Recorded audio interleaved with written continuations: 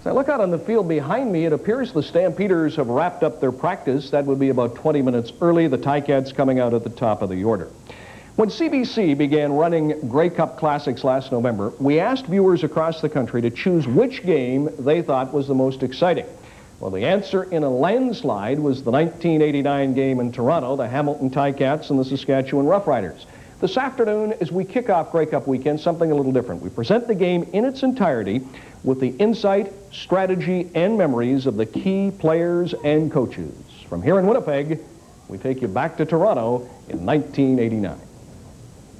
The following is a live presentation of CBC Sports. After 5 months, the road to the Grey Cup has reached its final destination, the Skydome in Toronto. A capacity crowd is settling into Canada's most spectacular stadium. Well, you don't get many chances. Players just, they realize that, you know, it's especially guys that are long in the tooth, that this might be their last shot. Saskatchewan's John Gregory coaches a number of players who could play the hero's role in '89. Kent Austin is one. The starting quarterback is ready to go after a knee injury in Edmonton last week. We certainly felt like going into the Grey Cup game that we were playing as well as anybody, you know, in the league at that time. They knew we were all in it for the same thing, to win. Hamilton's Al Bruno has several hero candidates, among them the quarterback in the Ticats' last Grey Cup victory, Mike Kerrigan, who beat the Eskimos in '86. We had 2 shootouts during the year, and we knew it'd probably be another one in the Skydome, but we felt great going into the game. And Tony Champion, the CFL's top receiver, is a serious threat to break open the game. I want to play my best. I want to do my best. I want to be a star. I got a chance. 2 teams that were not favored to be here 5 months ago are Hamilton and Saskatchewan in the Grey Cup on CBC.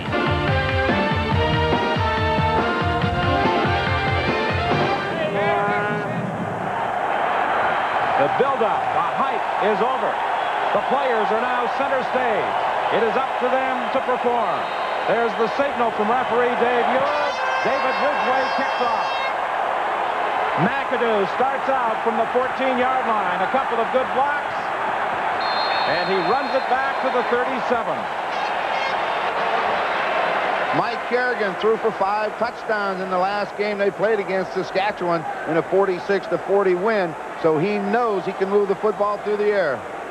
Kerrigan did not start in the Eastern Final against the Winnipeg Blue Bombers. In the second half, he came off the bench as a replacement for Todd Dillon. He threw the only touchdown pass the Ticats registered last week in their 14-10 triumph. The handoff goes to Derek McAdoo, and McAdoo bowls his way out to the 45-yard line. That will be a gain of close to 6 yards. The Hamilton Tiger Cats have some keys, but definitely the biggest thing they have going for them is Derek McAdoo running the football, catching the football. Tony Champion outside at that wide receiver. He's got to be big. Earl Winfield, we put him in there for this reason. He's going to get some wide receiver, but he's going to be in there on the kick returns, and that could decide the ball game.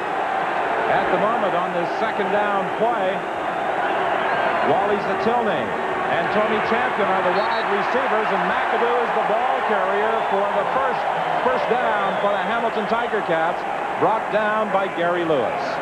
Well, we've got to look to see what Saskatchewan's going to do defensively and where Glenn Suter's going to line up today. But we talked about Gary Lewis, inside pressure. He's got to be there. Eddie Lowe's their best tackler. Outside of Albright, who controls the middle, Lowe sideline to sideline. And Harry Skipper has got to play well. This could be the biggest day of the year for him. Kerrigan reads the blitz well most times and gets that ball away quickly. He was trying to hit Champion. Harry Skipper was defending against him. I think that may have prompted Al Bruno to start Kerrigan today. The fact that he throws just a little quicker than Todd Dillon. Oh, he sure does. Mike likes 3 steps and throw. He doesn't want to drop back. The thing he noticed here, the reason the ball was thrown back, Harry Skipper is a gambler. He's going to gamble on those plays. You got to go deep on him early. Second and 10. The ball is at the 49-yard line. Here comes the blitz from the outside, and they've got him.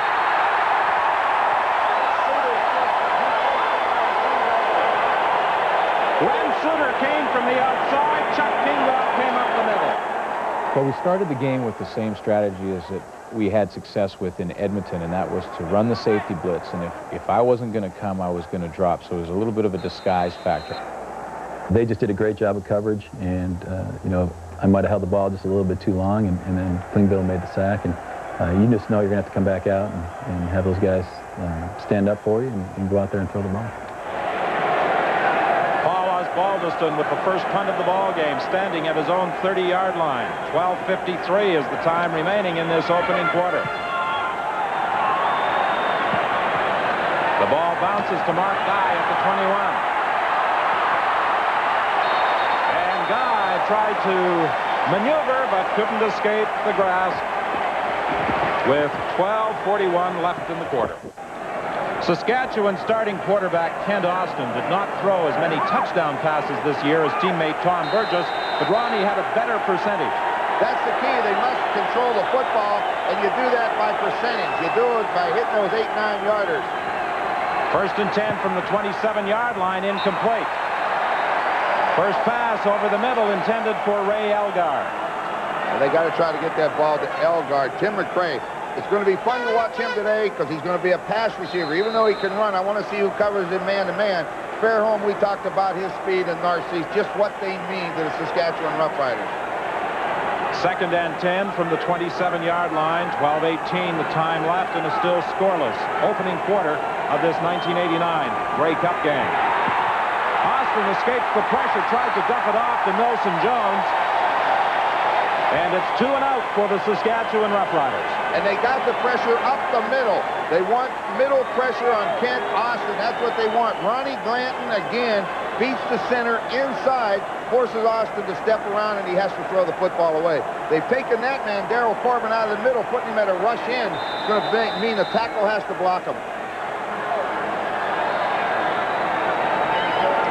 Terry Baker stands at the 11-yard line. Don't be surprised if the Hamilton Tiger Cats try and go after this one. This was their game plan, try and pressure him back in his own end. Excellent kick by Baker. That's a beauty. Winfield retreats to the 35-yard line, gets a couple of blocks.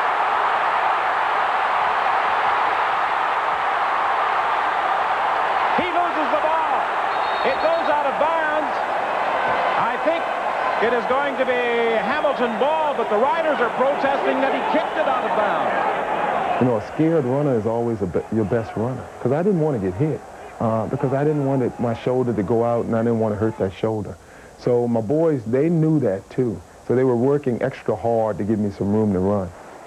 It was a great run on his part, first off, and then he started to fumble around, and I saw him kick it out, went out of bounds without anyone touching it, and I thought, that's our ball. And we talked to the officials, and they said, no, he hit it with his hand, and it wasn't. It was the Hamilton ball, and I thought, okay, we just tried to stay focused, not worry about the officials, not worry about the play. He did kick it, but it was not intentional. That's the ruling of the officials. Sideline pattern for a first down as Wally Zatilny makes the catch. Don, we talk about champion on skipper. I really believe Wally Zatilny can have a big part in today's game on Wiggins. Wiggins has not been tested, and Zatilny, with each game, the quarterbacks have gotten more and more confidence in him. Best seen last week when he catches the winning touchdown. He's been the busiest Ticat all week. With his video camera, I don't know how many tapes he has gone through, recording every moment of this Grey Cup appearance. Quickly inside to Richard Estelle for a gain of 8, maybe 9 yards. Richie Hall took the feet out from under Richard Estelle. This is what Kerrigan does so well. You come and blitz him.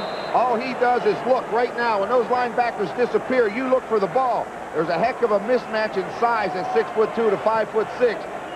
Right now on the sidelines, let's bring in Steve Armitage. Don, as you might expect in a domed stadium, there was real concern on the part of the Hamilton Ticats with crowd noise. They felt the Rider fans would out-cheer the Ticat fans, so they've developed an intricate set of hand signals for both defense and offense. That is something that teams have been forced to contend with in the past when they have gone into BC Place Stadium to take on the Lions. The Winnipeg Blue Bombers in particular, a few years ago in the playoffs, had real problems with crowd noise there. It can be tough in dome stadiums. You have to know it's coming and be ready for it. 2nd and 2, they won't get it.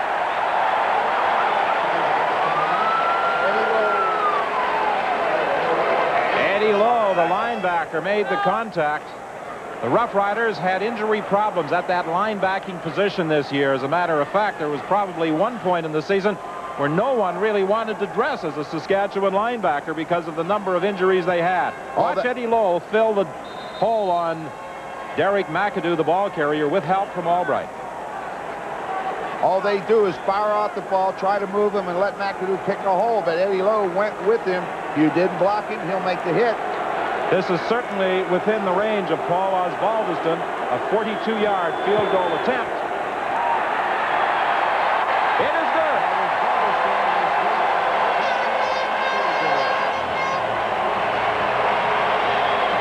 So Paul Osbaldiston, who emerged as a kicking hero for the Hamilton Tiger Cats back in 1986, puts it through as the Ticats are first on the board.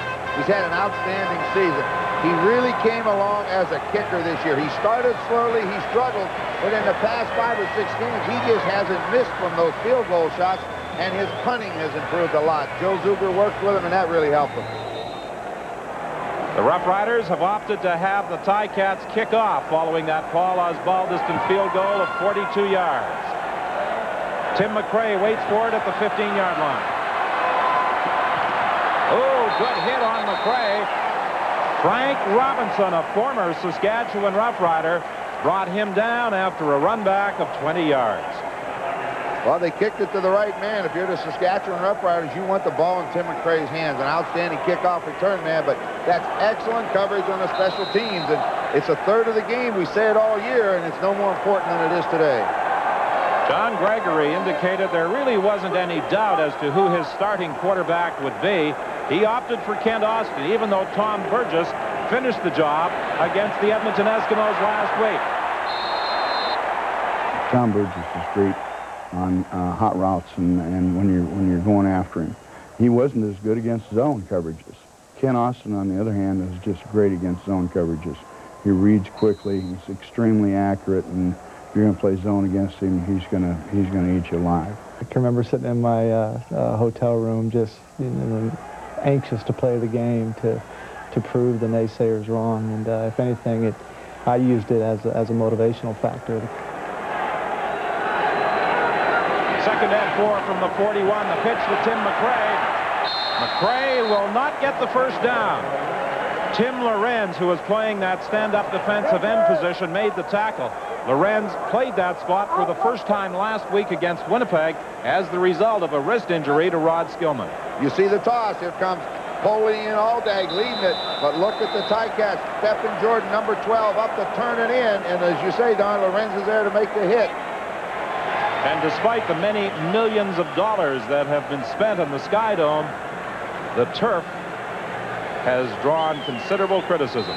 Oh, it sure has. Well, especially for the seams. That just doesn't fit right and so on. But that's something they'll work out over the winter, I'm sure. Saskatchewan is going after it on 3rd and inches. Quarterback Kent Austin keeps. He had to get outside the 45-yard line, which it appears he has. What you have to like here is the way Kent Austin does it. A quarterback usually calling signals. While he's calling signals, he's looking for a place to go. He decides in his mind where he's going. He stepped to his left, got in behind Aldag, and got the first down. That could be one of the interesting matchups today. Aldag working against Mike Walker. Well, I'll tell you, that's a great one because Aldag's a great blocker, and we've talked a lot about Mike Walker, his ability. Austin intercepted by Frank Robinson.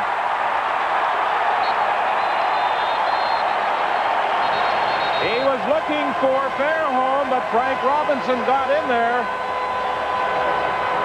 This is Foster's Grey Cup on CBC. And on this Saturday afternoon, Hamilton Ticats just coming out on the field. We're back live. They're about 30 minutes early. They were due to come out at the top of the hour here at Winnipeg Stadium. Let's show you some videotape from a few minutes ago. This is a Calgary tradition, the offensive line. Our producer is Joe Scarcelli, who will tell you why we're showing this. They play a little bocce ball. That's right. The Calgary offensive line playing bocce ball following practice here about 20 minutes ago.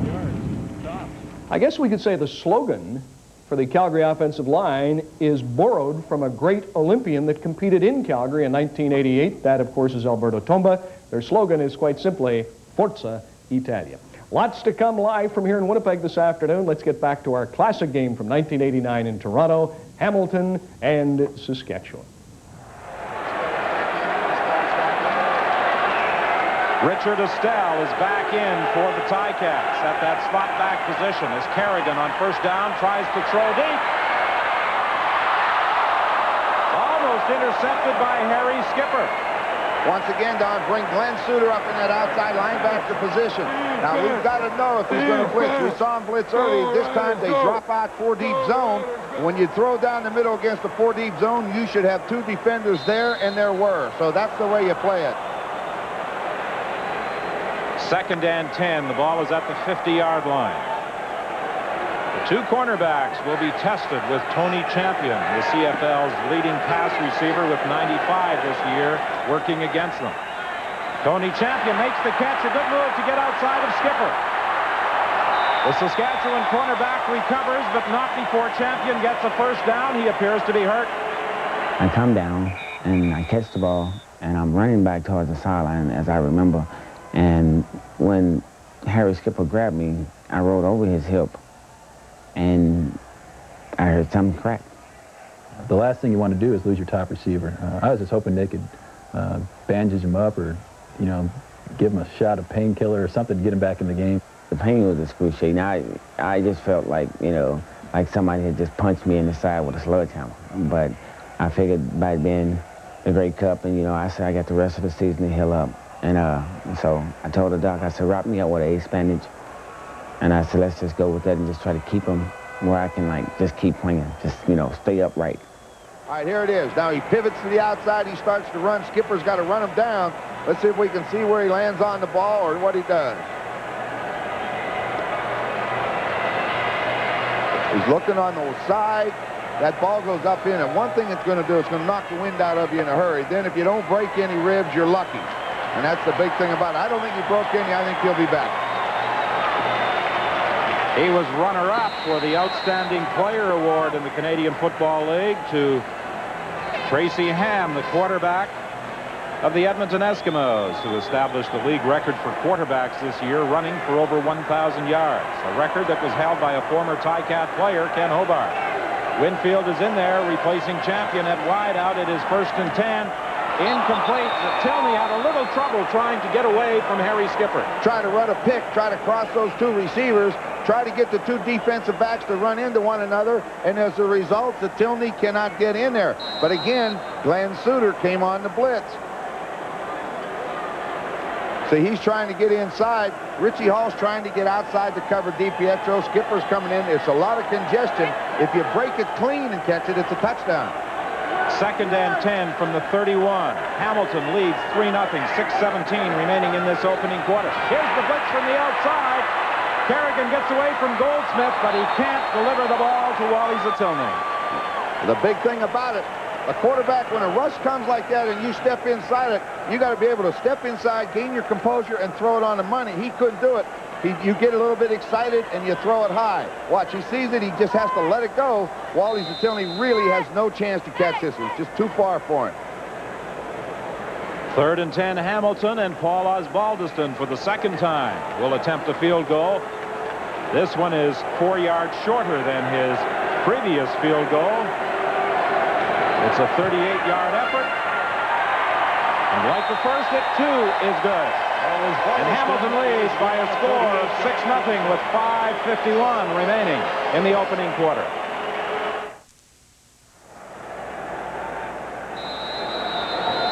Tony Champion, the big weapon in the Hamilton attack this year. Their leading receiver with 95. He established the club record with 15 touchdowns. McRae from the 15-yard line on this kickoff return. He runs it back to the 43. Stopped by Steve Jackson. They're going to get over on the sideline, and Brian Walling and Sean Daniels are going to say, you should have followed us to the outside. Not really. McRae has to decide when it's time to go. He exploded. He just didn't get through there. 29 yards on that run back for Tim McRae. John Gregory signed to a new contract just before the season ended. And he has accomplished what some consider the major upset of all time in the CFL. beating Edmonton last week. Mark Guy with a catch inside the 50-yard line, stopped by Sonny Gordon. They broke a tendency. Tendencies mean you always do certain things. They bring number 18 Fairholm inside to block. Normally they run from that formation. All that does is get some single coverage. Mark Guy on Will Lewis. He makes the catch. He almost gets away from him right there. That's a good thing to do early. It breaks a tendency, and that bothers the defense. 19-yard gain. James Ellingson is in that slot in place of Fairholm. Sideline pattern intended for Donald Narcisse. It's incomplete. Had to throw it high. The reason for it, Sonny Gordon, the inside halfback's floating out underneath that out. You got to get it over his head and get it down. Sometimes you can't do it. You think Donald Narcisse was hyped for this game? He had a new hairdo at the team breakfast the other morning with the Saskatchewan S cut on the side and the number 80 at the back. When you have the kind of year he's had, you can do anything you want. And some people have enough hair to do that. That's right. Second and 10. Austin for Narcisse. Incomplete. Good coverage by Lance Shields. Well, I lined up against Lance Shields. He was a good cornerback, and I played against him a few times, but he's a man-to-man coverage guy, but I knew I had my work cut out for him. It's just a deep turn-in pattern. One-on-one, Shields and Narcisse. Drivers outside. Now, come on in. That ball's got to come down lower. Got to be a little bit lower. But you see when a defensive back breaks to the football like that, that's good defense. Lance Shields knows how to play it. Winfield and Zatilny are back for this third down punt by Baker. Tony Champion has gone to the Ticat dressing room for further examination of that injury he suffered. Terry Baker with another great kick. This one is going to sail into the end zone, and Zatilny is going to let it go for a single point. So with 4:09 remaining in the quarter, the Riders are on the board, trailing by 5.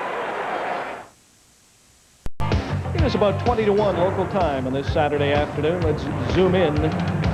Weather, not a problem temperature-wise, but the wind is absolutely howling out of the south. This is Paul Osbaldiston. Let's hold the shot for just a minute. He is kicking into the wind, something he fears he will have to do tomorrow afternoon. Osbaldiston and the Tiger Cats on the field behind me. Of course, it was Osbaldiston who last Sunday afternoon kicked the winning field goal against the Montreal Alouettes. Steve Armitage and Glenn Suter still out on the field behind me.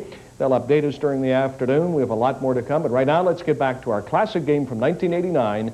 Once again, Hamilton and Saskatchewan. And the Sky Dome enables us to utilize an overhead camera as we look at the offense disperse on this first down play from the 35-yard line after that Terry Baker single. Saskatchewan showing blitz movement at the line of scrimmage. This draws a penalty flag. The Riders lined up offside. Eddie Lowe was offside. This time they tried to give him a different look. Glenn Suter lined up where he normally does at that safety position. Then, at the last second, gets up and tries to come up the middle into Kerrigan's face, but that man lined up offside. A very intense individual. He was hurt earlier this year. He still wanted to play. Offside. Saskatchewan number 42. First down receiver. And the Rider equipment staff were telling us when we were in Saskatchewan for the game that Eddie Lowe had to sit out, they had to hide his equipment to keep him from practicing. Well, he learned that a long time ago, and he said if you don't get hurt, somebody will take your job. He says, I'll be out there. The penalty presents Hamilton with a 1st and 5 situation, and McAdoo will be very close to a first down, stopped by middle linebacker Dave Albright. Most all defenses play what they call gap control defenses, which means if you start to run to the left, everybody comes down. When you cut back, the backside linebacker should be there. There he was waiting on him. It's just short of a first down, and the Hamilton Tiger Cats send out their short yardage offense.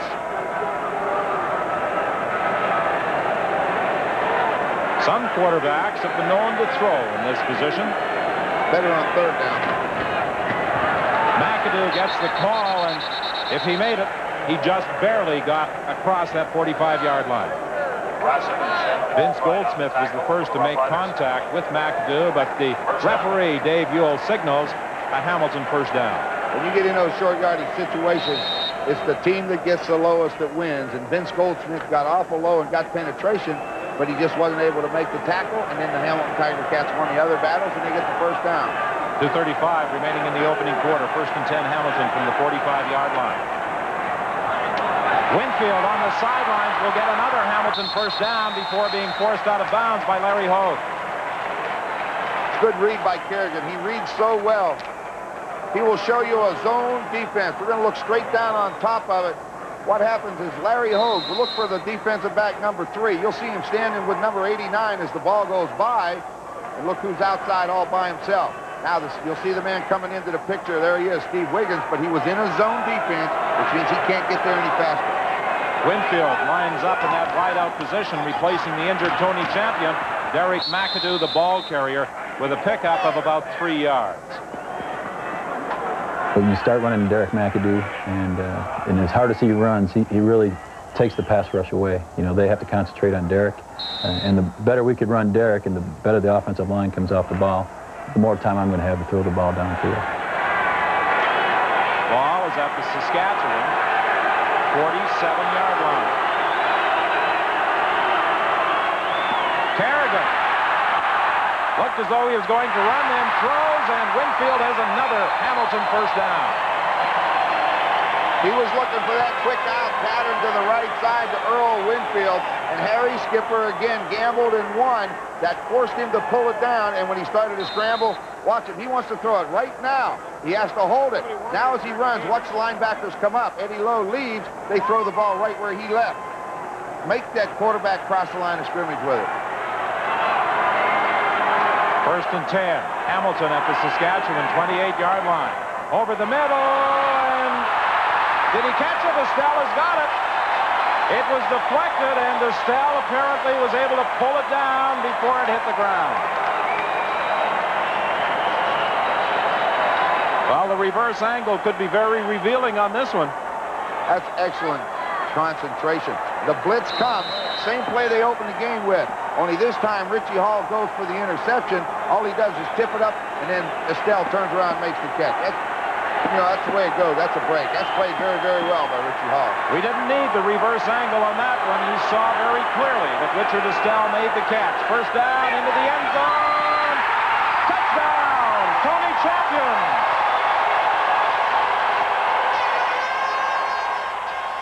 The first touchdown, I remember my fade route. I remember Harry Skipper lining up pretty close to me, and I looked at Mike, because we had little hand signals that, played different routes, and I looked at him, and he looked at me, and I knew what it meant. And, he nodded his head, and I said, it's time to go Bison.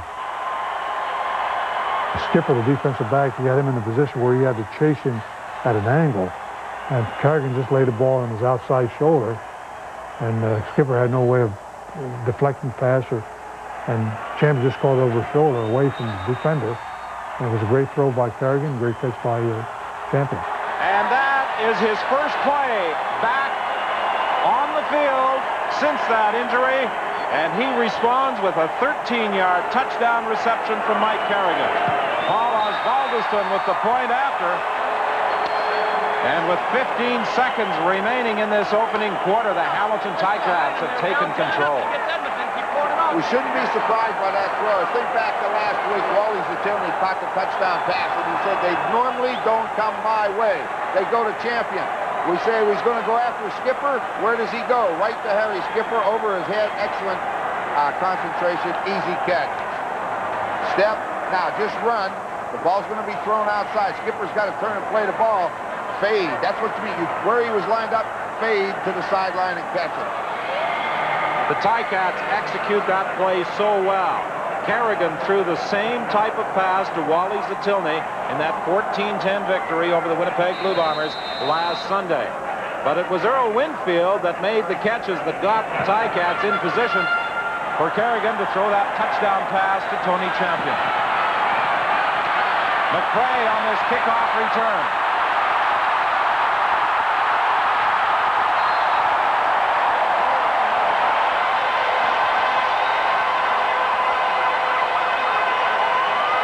The field position the Roughriders and their fans have been looking for on those kickoff runbacks from Tim McCray. When a team scores on you, you got to get the momentum back. This does it for you in a hurry. Look at Tim McCray. Watch the move on Donahue Grant. And Sonny Gordon, what's another move coming? I'll tell you, he's tough to tackle, and that you love to start on the other side of midfield. 55 yards on the return. This should be the final play of the quarter. The first down from the 47-yard line, and it's McCray diving ahead for about 2, stopped by linebacker Peter Giftopoulos. And that's the final play of the opening quarter. 13-1 is the score. This is Foster's Grey Cup on CBC.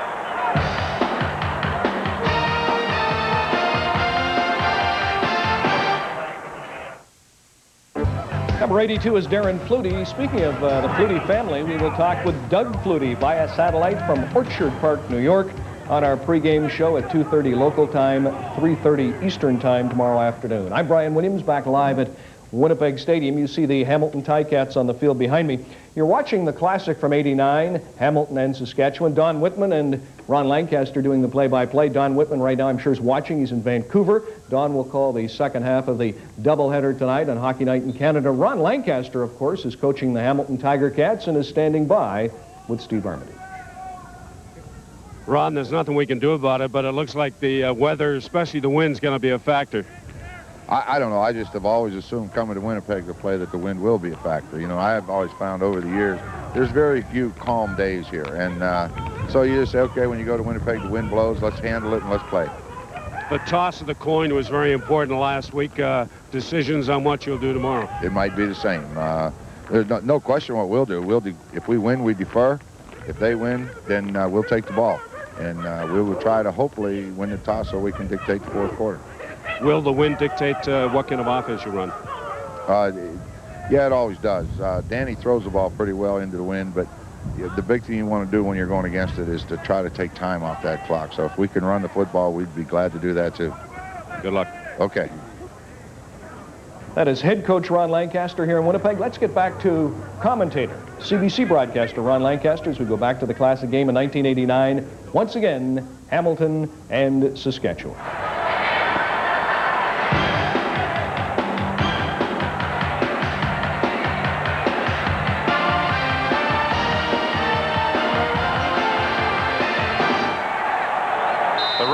Start the second quarter, looking at 2nd and 8. The ball is at the 46 of the Hamilton Tiger Cats. They lead it 13-1.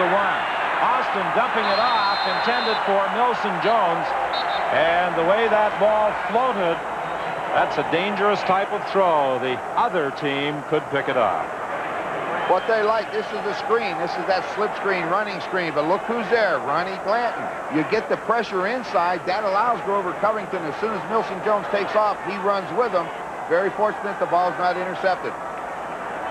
Terry Baker, who has been inconsistent throughout the course of this season, has been punting exceptionally well through that opening quarter here in the Sky Dome.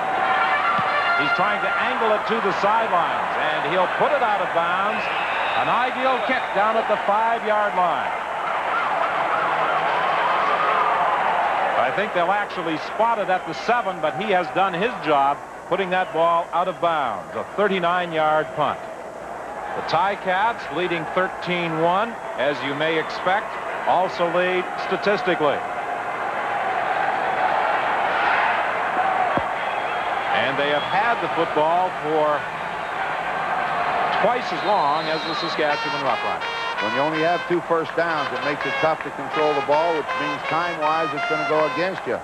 And again, right now, the Saskatchewan Roughriders need the defense to come up big for them. Make them punt the ball in 2 plays or get a turnover.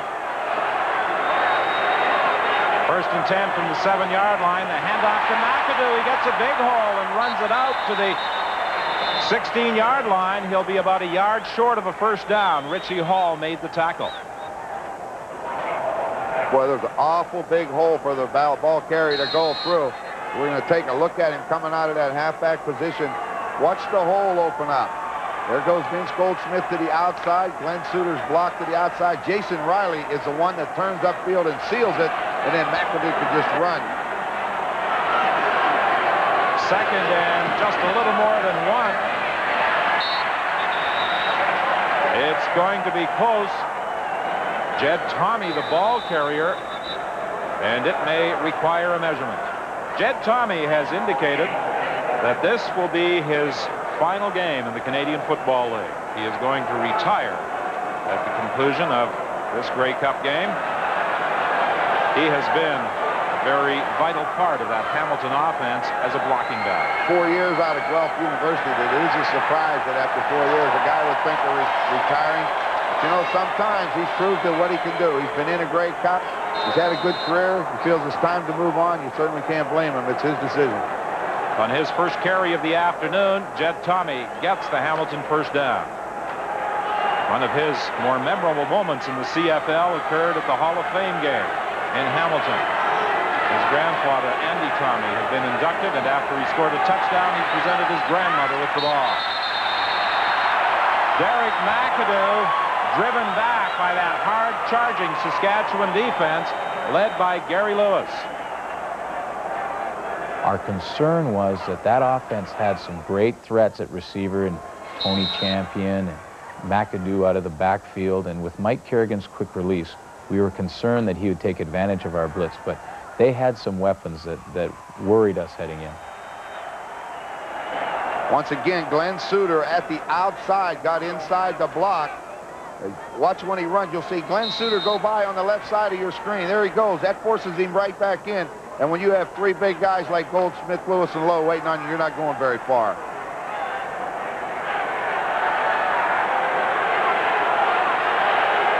Second and 10, the ball at the 17-yard line.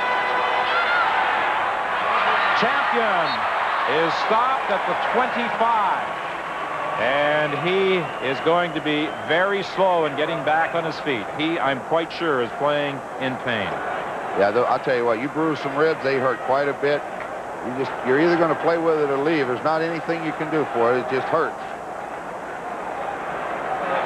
Champion was stopped a yard and a half, maybe even 2 yards short of a first down, and leading 13-1. Al Bruno didn't hesitate. He sent out the punting unit. Well, just think back to the last time, second down and 1.5. They only went and made it by like 3 or 4 inches. When it's there's third down in this far, you better go ahead and kick it.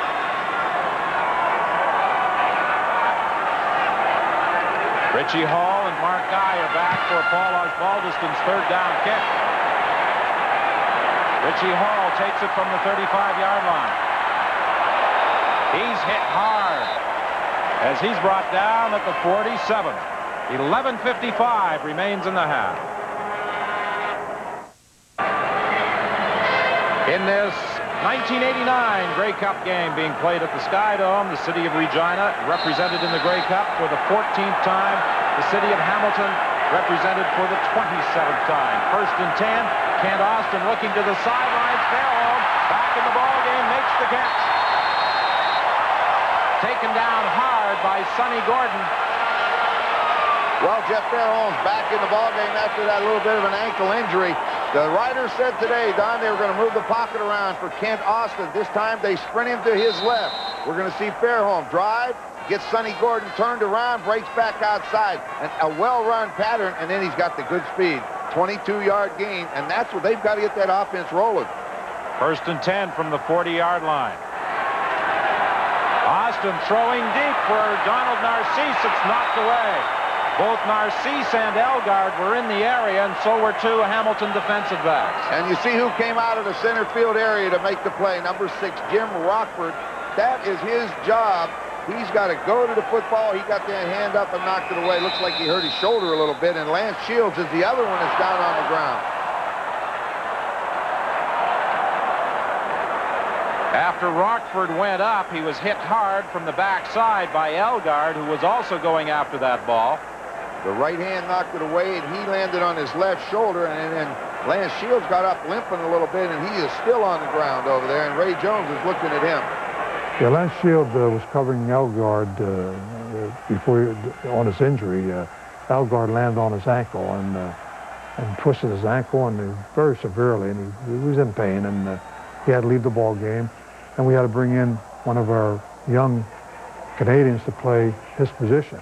I remember Lance going down, Rockford moved into the corner, and they moved Donahue Grant back to the safety. But Donahue hadn't really played much safety, but he was a defensive player. And at that point, you know, we're in battle. It doesn't matter. You got to get some people out there on the field, and the guys that play defense, you know, when somebody goes down, you have to step up and cover your partner's back. But they're a much better football team when Rockford's in the middle because that's what he does, gets to the football. 2nd and 10, the fake inside to Milson Jones. There's the pass for Elgar.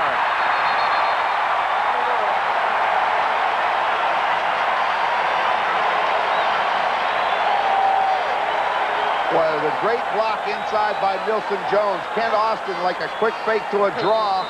Now, Elgar, we say, is a possession-type receiver. He's big. He comes across the middle. He's an easy target to find. You throw it up, let him go get it, and he did, right across the middle of the field. 1st and 10, Saskatchewan from the 24 of the Hamilton Tiger Cats. 10:36 remaining in the first half. Kent Austin looking for Fairholm. He runs out of room in the corner, and the ball goes out of bounds. That's that play we talked about, Don. We drew it for you. Down, out, and turn up the sidelines, and that's what Jeff Fairholm tried to do. He just didn't have enough room on the short side of the field. Rockford has to cover Narcisse. This is a tough job. Let's see what they're going to do here. You always got to let them know you're around.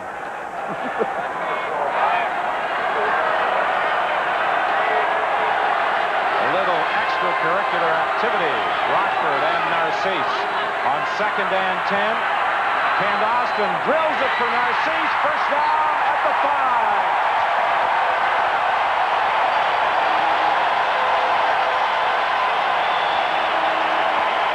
No doubt about what you do when the starting corner goes out of the ball game. You got your best receiver, their best corner is gone. You have to try to get to him. Now, he starts to his left. He gets the one-on-one coverage coming back. He throws the football. Narcisse clears it right across in front of Donahue Grant. And then Rockford, all he can do is trail him across the field. A heck of a throw and a good play by Narcisse. 1st and goal. Donahue Grant at the safety position. Rockford on the corner. End zone touchdown.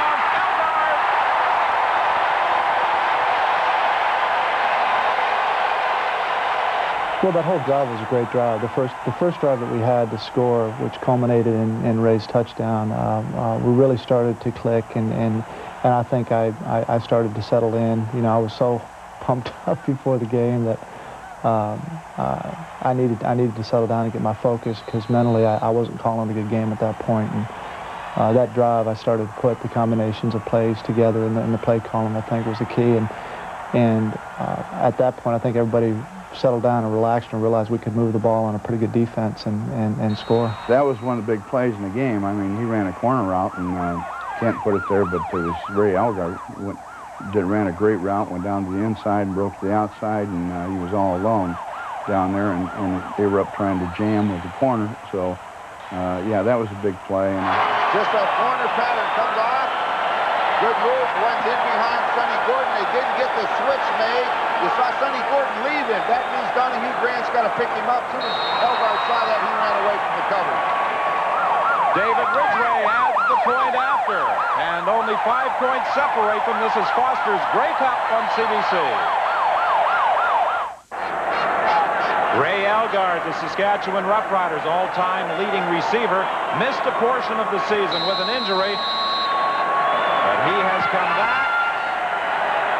He had 2 big catches in the playoff game against Edmonton, and he has the Riders' first touchdown in the Grey Cup game. Derek McAdoo on this kickoff return gets to the 54-yard line. He is stopped there by Don Narcisse. We're going to take a look again at Ray Elgar. What he does, as soon as he takes off, he reads the coverage, and when Donahue Grant has to come covering, he just outruns into the corner. Donahue Grant cannot get there, and you have to do that. 13-1 trailing, you got to do something when you have the ball. You got to get back in the game. That was a big, big drive for Saskatchewan. 9:15 is the time remaining in the first half. 1st and 10, Hamilton, the ball at the 53. Here comes the blitz. Underthrown is Jed Tommy. It will be 2nd and 10. Well, Kerrigan will be a little upset with that. He had Jed Tommy out there, nobody around him. They came Suter on a safety blitz up the middle that time, and they released Jed Tommy, and he just couldn't get him the football. Mike Kerrigan's job today will be to find out where Glenn Suter is lining up. That's all he needs to see. So far this first half, just key Glenn Suter. If he drops, it's his own. If he blitzes, it's a full-out blitz man coverage. Pass is complete to Richard Estelle. That should be good for a first down. If they can force him to hold the ball just a little bit longer, they got a chance because they're getting close. But that's the name of the game. Kerrigan doesn't hold it very long. Now they keep the slot back in. There's Suter. 2 points for a takedown. Rocky DiPietro and I were in a bit of a battle because one of the ways that Hamilton wanted to try and block our safety blitz was to bring him from the slot back position down into the formation and block him one-on-one with me. And I remember the first time I came on a blitz, he grabbed me around the shoulder pads and threw me on the ground. And I got up complaining to the official, and he said, "Hey, this is the big game, buddy, and you're going to see this all game." So I thought, okay, I got to come up with another game plan. 655 catches. Has not had a pass thrown his way so far this afternoon, but that block enabled Kerrigan to find Estelle. This time he finds DiPietro, and he's got a first down to the 30. They certainly didn't look for me to score. We had guys like Tony Champion and Earl Winfield. A lot of fast guys. It really took the heat off me. So, you know, I was able to work the middle of the field, the short-range passes, and Mike and I had developed a pretty good rapport. That was about his third or fourth year. So I caught a lot of balls that year, and he felt a lot of confidence in me. So, you know, I felt my role was to be there when the team needed me. There's nobody there. He makes the catch, turns it upfield, takes 2 or 3 riders to bring him down. That's a sight adjustment by the receiver. He sees the hole, he stops. Quarterback has to find him. 17 yards for one of the older players in the CFL, Rocky DiPietro, who will celebrate his 34th birthday in January. He'd like to add a Grey Cup ring. Tony Champion is the target. He's overthrown.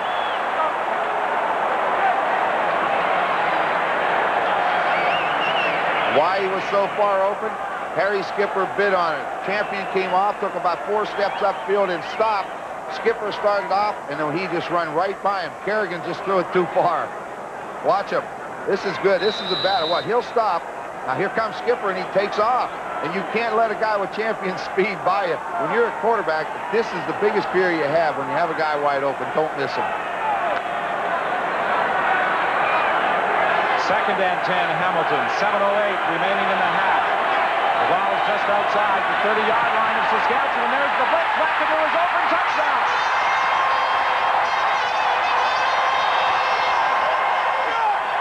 They were in a blitz look.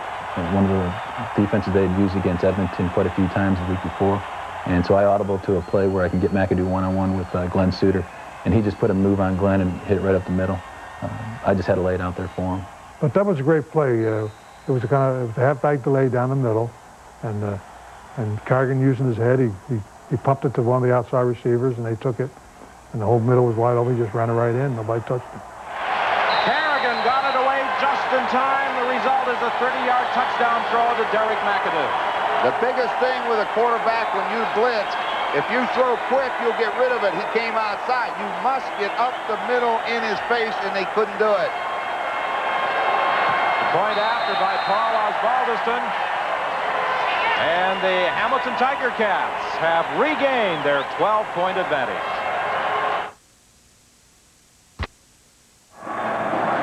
From one of the many private boxes in the Sky Dome on 2 levels, this is the view from the end zone.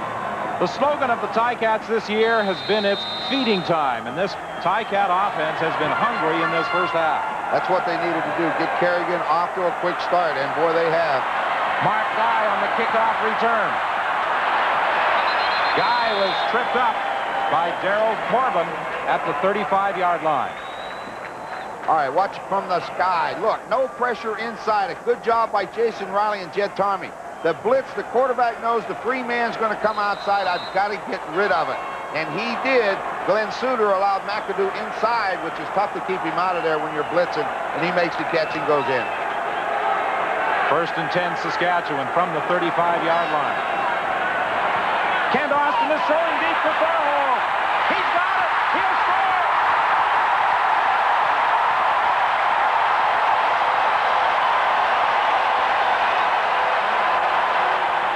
I remember sitting on the sidelines before that series, and Rockford, the safety, was all over the field that game.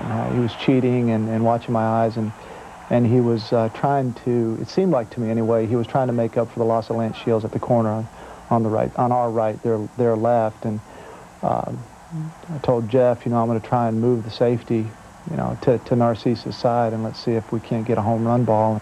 Well, anytime you get a team that has a pretty fair return on a kickoff, and you score on the very next play on the long pass, it's got to knock the defensive team for a loop, and it gives the opposite team a pretty good lift. There were penalty flags, but they were against the Hamilton Tiger Cats for pass interference. A penalty is declined. The result is a 75-yard touchdown. Jeff Fairholm on the receiving end of the Kent Austin throw. Jeff Fairholm made that big catch and took it all the way for a touchdown. I think that took everybody, I think that eased everybody's mind, letting everybody know that, hey, we are in this game. This is the Grey Cup. We got 55,000 fans out here. Most of them Rough Rider fans. We knew we were going to go out there and try to win this game. We talked about Fairholm in the opening, that if he catches that football with his speed, it is over. And he showed no doubt. That was great concentration. It was never in doubt after he got it. David Ridgway again cuts the deficit to 5 points.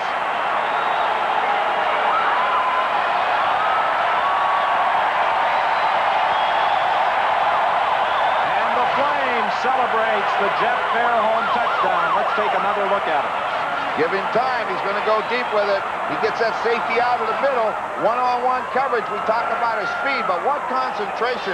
Stephen Jordan had a hold of him, couldn't slow him down, and once he got behind him, just go ahead and run home with it, Jeff. It's an easy little jog. Look at that concentration. You saw Stephen Jordan try to grab him, but right here, it's over 75 yards, so they're right back in it. And there was probably no one cheering louder in the Sky Dome than his father, Larry Fairholm, a former star with the Montreal Alouettes. I wouldn't think so. That's quite a thrill for him. I know Jeff's very happy playing in Saskatchewan, and I know his dad's been out there quite a few times because we see him all the time. He was runner-up to Rocky DiPietro of the Ticats for Canadian Player of the Year honors. A 75-yard touchdown. What an exciting first half we have been witness to in the Sky Dome. Zatilny running to the outside. He can't get away from John Hoffman. 6:24 remains in this first half. A concerned Al Bruno looks on. His Ticats this year established the club record for points, 519. But of concern is the 517 they gave up, also a club record. Oh, yeah, you have to be concerned about that. And right now, Saskatchewan's got to be concerned in getting that defense up in Kerrigan's face.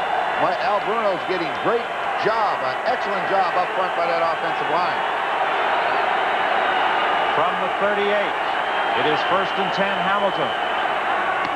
Kerrigan, a sideline pattern to Champion. He steps out of bounds, short of a first down. Now, they usually line Champion up to the right. This time they put him to the left side of the formation on Wiggins. Saskatchewan's dropping into a zone, which means he'll go down and out. See, Wiggins is a long way off. He's got the deep responsibility.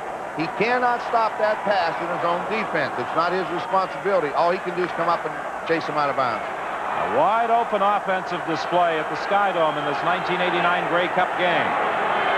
2nd and about 2. Same type of play, and this time Champion breaks it. And each time he gets up after taking a hit such as he did there from Glenn Suter, he is very slow in getting back on his feet. If you ever bruised your ribs, you'll know what he's feeling. It feels like a knife being stuck in you when you get hit. Again, 2nd and 2, expecting run. Champion just catches the ball in the line of scrimmage, makes a move on Wiggins, and away he goes. 1st and 10 Hamilton at the Saskatchewan 48-yard line. The pitch to McAdoo. He cuts it back inside. He is running hard. He dove to the 40. Good job up front. Once the hole is created, McAdoo just turns on the Jets, and then you run till they hit you. If they don't hit you, you'll run all day. Jason Riley again pulls on that toss to McAdoo. McAdoo 4th this season in the CFL rushing statistics, 1,039 yards. Reggie Taylor of Edmonton was the #1 runner. with over 1,500 yards. 2nd and 2. I can't recall seeing Derek McAdoo running as hard in any game this season. No, he's running very well. In fact, in his 2 games against Saskatchewan, Don, he only averaged 2.3 yards. But today, look at this. A good job. You see Jason Riley help the center, and then when the center has him alone, he comes off on the linebacker, and that's where McAdoo ran, right between them. A good job up front. He's had 10 carries for 53 yards so far. Kerrigan throwing for Estelle too high. Saskatchewan's been mixing up the defenses now. They're trying to give him a different look all the time. They went back to the Glenn Suter blitz from the outside. They hurried his throw, and he had to throw it too high for Estelle to catch it.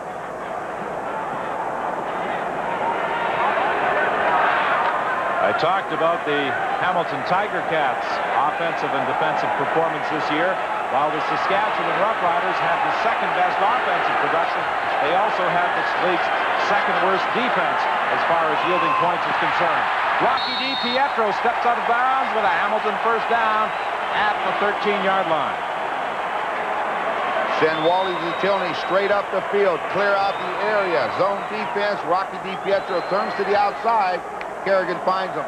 They work very well together. They work a lot. Comes in like he's going to block. Now, when he turns outside, zone defense, he just keeps running. Richie Hall sets in there in case something's coming back inside, but the open area, Kerrigan found it.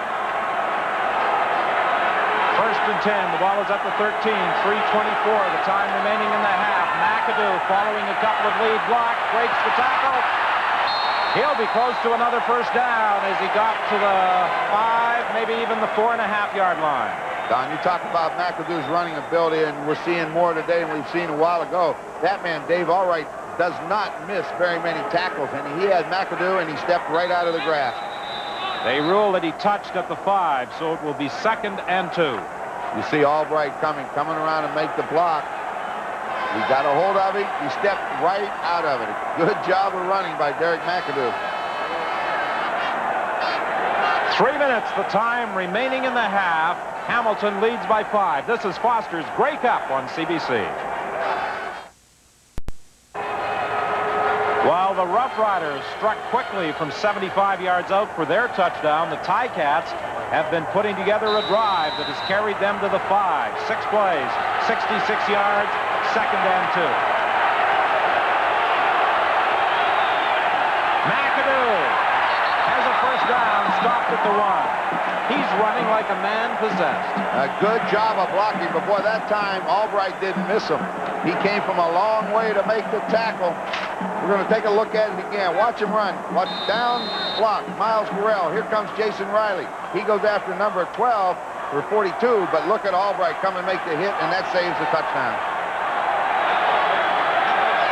1st and goal, Hamilton. McAdoo, touchdown.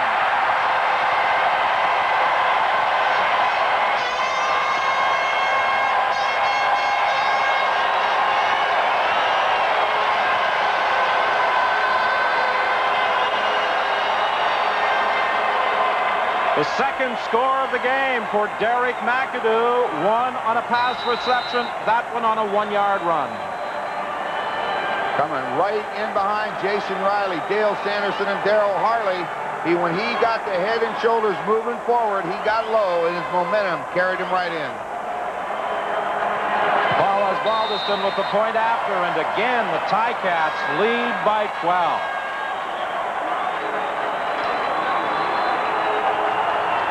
42 points already, and we're not even halfway home. I'll tell you, you get down close, you got to get down as low and just start blocking hard. Look at him. Once he decides where he's going, get the head and shoulders, get behind those shoulder pads down low, and drive for the goal line. Well, I think the over-under line for this ball game was 47 points. That's going to be blown to smithereens today. Maybe by the 1st half. McAdoo, 13 carries for 64 yards. He also contributed a 30-yard touchdown on a pass from Mike Kerrigan. 27-15, the Ticats in front. Paul Osbaldiston got them started with a pair of field goals from 42 and 38 yards. Mark Guy on this kickoff return. He started at the 10-yard line. He has speed. Out to the 47, stopped there by Donahue Grant.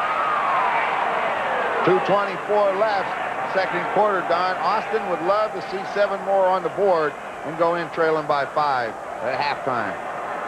And I'm sure Kent Austin was taking a close look at the people coming onto the field for the Hamilton Ticats to see if Lance Shields was returning. Earl Winfield's gone to the corner, put Rockford back outside. You mentioned it early. That's why he is the designated import. Donald Narcisse was the intended receiver. He took some punishment from Jim Rockford. Those two have something going. That's the result of an earlier collision and pushing and shoving battle. And then Narcisse was able to beat Rockford for a big gain down to the 5-yard line that led to the Elgard touchdown. Going to test Winfield, but when that ball's in the air, Hamilton's defense has improved a whole lot since Rockford went in the middle. And that's what he's supposed to do. Get to the football and hit somebody when they come in the middle. 2nd and 10. Austin over the middle. Ellingson makes the catch at the 50. First down, Saskatchewan.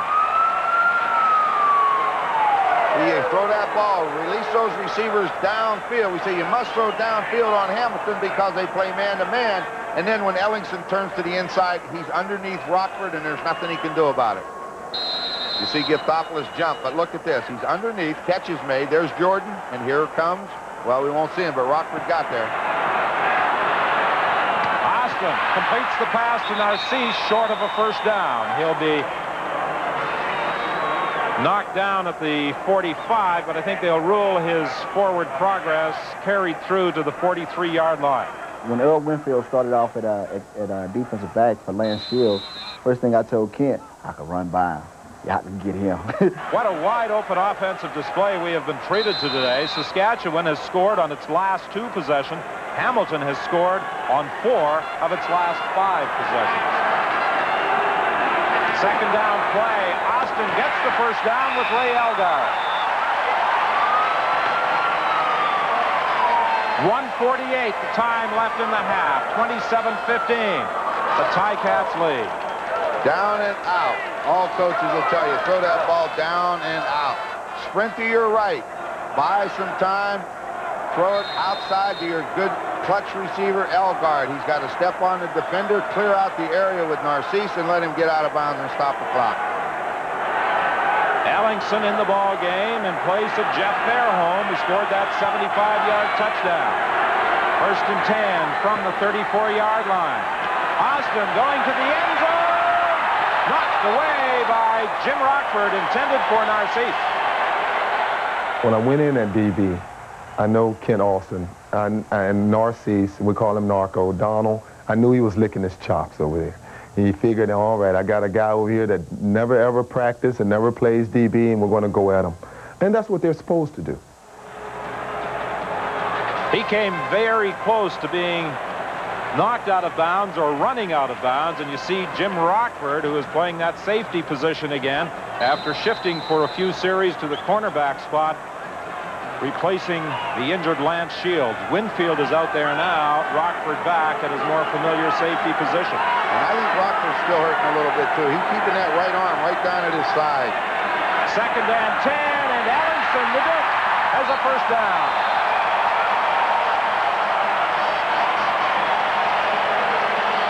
Boy, what's nice there, Don, what they're doing to Rockford or try to do with him, send Elgard straight down the field. That makes Rockford go deep. When he gets deep, Ellingson cuts right in underneath it, and there's nobody there to help out on it. Good throw by Austin. So you see Rockford, but he's back too deep to where he can get up there and knock it down. 1st and 10, Saskatchewan from the 16.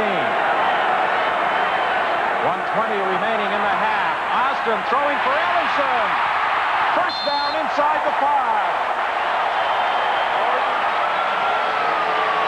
You know, Don, half the time, I'm not sure there's any defenses out there. That ball's just going up and down the field.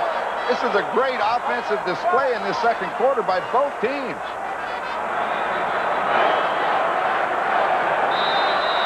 See Austin sprint to his left. See Ellingson start in. That's that pattern Fairholm ran a while ago. Start to the inside, then come on right back outside on that one-on-one coverage. And Gordon has to run a long way to make the tackle. First and goal, Saskatchewan. Austin will put it up again. Narcisse! Did he get in? It's got to be a touchdown. If they don't give him a touchdown, I'm not going to believe it. You betcha it was. I couldn't believe they matched up Earl Winfield on Don Narcisse. I mean, Narcisse is one of the greatest receivers ever played in the CFL. And although he had pretty tight coverage on the touchdown to Narcisse, but nonetheless, you could just see that we had an advantage there. It took a moment, and you heard the crowd react as the official raised his arms after conferring with another of the officials, and they give Donald Narcisse the touchdown on the 5-yard throw from Kent Austin. 44 seconds, the time remaining in a wild first half at the Sky Dome. The point after by Ridgway. And again, only 5 points separate the Eastern champion Hamilton Ticats, the Western champion Saskatchewan Roughriders. Well, we said Austin wanted to win 5 points down. If they can hold on 44 seconds, they will. All right, we're going to get one-on-one coverage to the left side. An excellent block by Milson Jumbo. Look where it's caught. He catches the ball. His feet are in the end zone. Touchdown. One-on-one. Drive him outside. Now turn inside. Come to the football. Catches it. Feet are in the end zone. No problem. What a heck of a show we're getting. Well, there's no question the Riders are attempting to exploit the inexperience of Winfield, who has moved into that corner position. There you see the S that Donald Narcisse has cut into the side of his hairdo, and the number 80 on the back that we talked about earlier. But Kent Austin has been working on that left corner position of the Ticats after Lance Shields went up. Got to do that, boy. I'll tell you, anytime you get a starter out of a ball game, you go to the replacement. They tried Rockford there, but they were getting hurt inside. They feel they're better with Winfield as an athlete and keep Rockford at home in the middle to help out deep. Wally Zatilny will return this David Ridgway kickoff.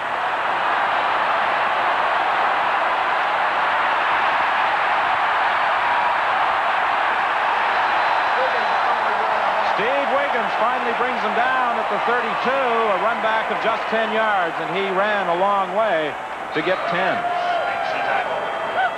Wiggins missed him the first time. He figured, if I just wait a second, he'll come back. Sure enough, he did, and they got him down with 33 seconds left.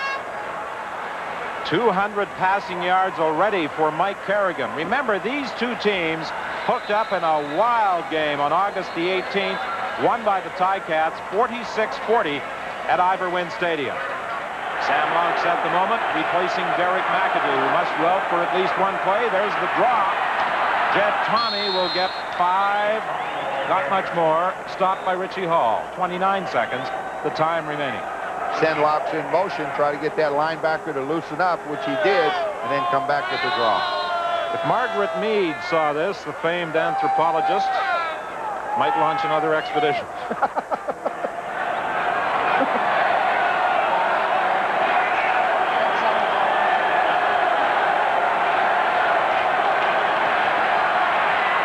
Second and 5, a first down Hamilton. Rocky DiPietro. He tried to pitch it out. He loses the ball. Saskatchewan. Vince Goldsmith has it. 1 second left in the half.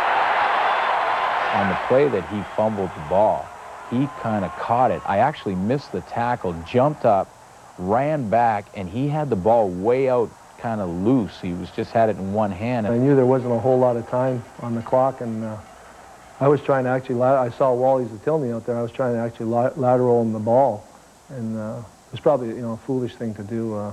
But I honestly thought that the time would have run out. You see the zone defense. They drop it out of there, not taking any chances. DiPietro makes the catch. Wiggins makes the tackle. Right here, he thinks he can lateral the football, but what's coming in from the left of the screen? There it is. Glenn Suter knocks it away, and the Saskatchewan Roughriders are going to kick a field goal with 1 second on the clock. Well, David Ridgway is certainly capable. Although many times at Taylor Field in Regina, when he has hit from a long way out, he has had the benefit of a following wind. No such good fortune with the roof closed at the Sky Dome. I still like his chances. I think Ridgway could reach it from somewhere 55 plus. This one's going to come just around 50 yards. Be a 49-yard try. Al Bruno has called a timeout. Ridgway's an old pro. He came dancing on, you know. He's got a routine he goes through, you know, so we saw that. So, hey, call timeout. We call timeout. And then now he doesn't go through that same routine again. John Gregory's going to call him over and say, make it. I don't know what else you'd say to Ridgway. They know this. If they miss it, he's going to run it out. They're going to try to run it out. So what he's saying is that tell him to cover. Block first, but cover. In case it's rolling around, may be forced to give up one. Because if he can get it out of there with 1 second, it's coming out. The ball will be spotted at the 50-yard line. The Grey Cup record is 52 yards. This is going to fall short, and Zatilny will run it out. And that will end the first half as Zatilny is taken out of bounds. And what a wild, entertaining first half we have been witness to at the Sky Dome.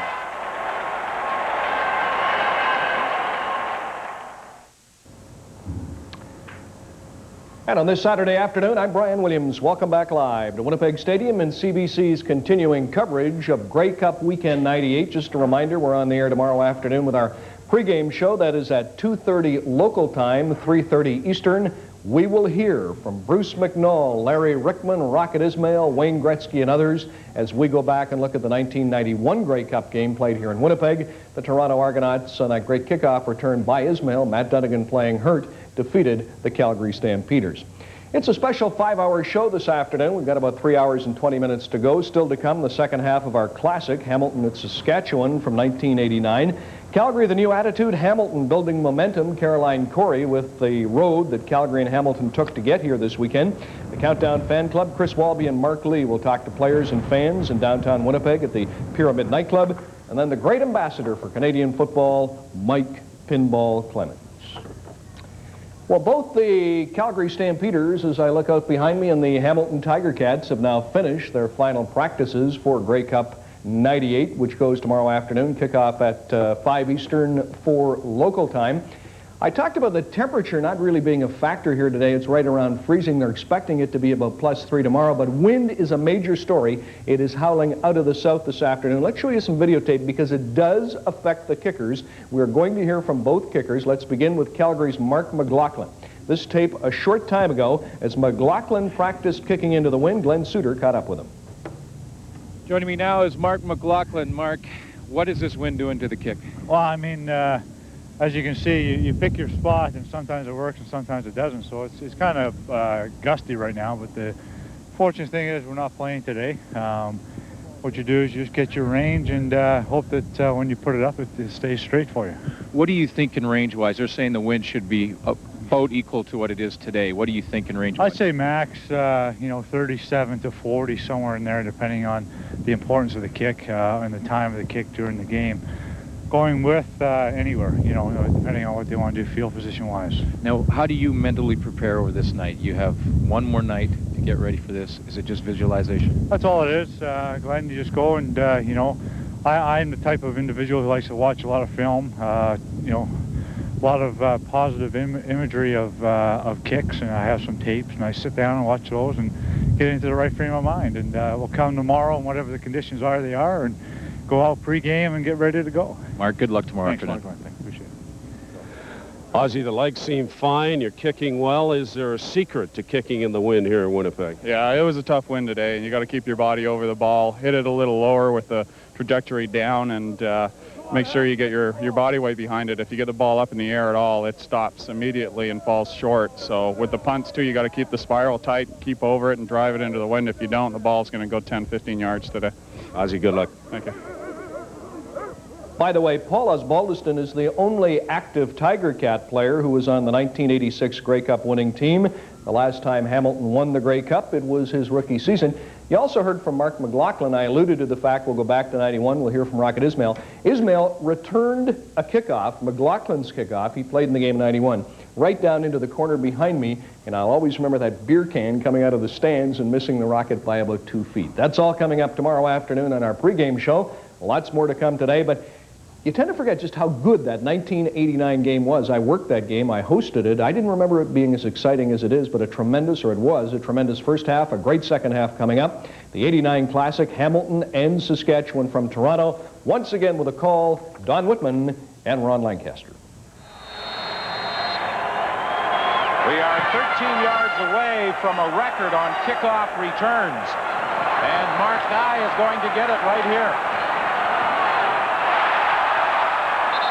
Out to the 47-yard line. Ideal field position for the Riders to start this second half. A 31-yard run back by Mark Guy. The statistical story of the first half.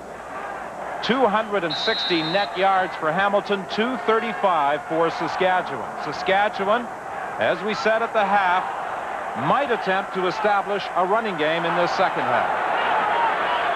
John Gregory at halftime was just really positive, and we needed to tighten up some things in all areas of the game.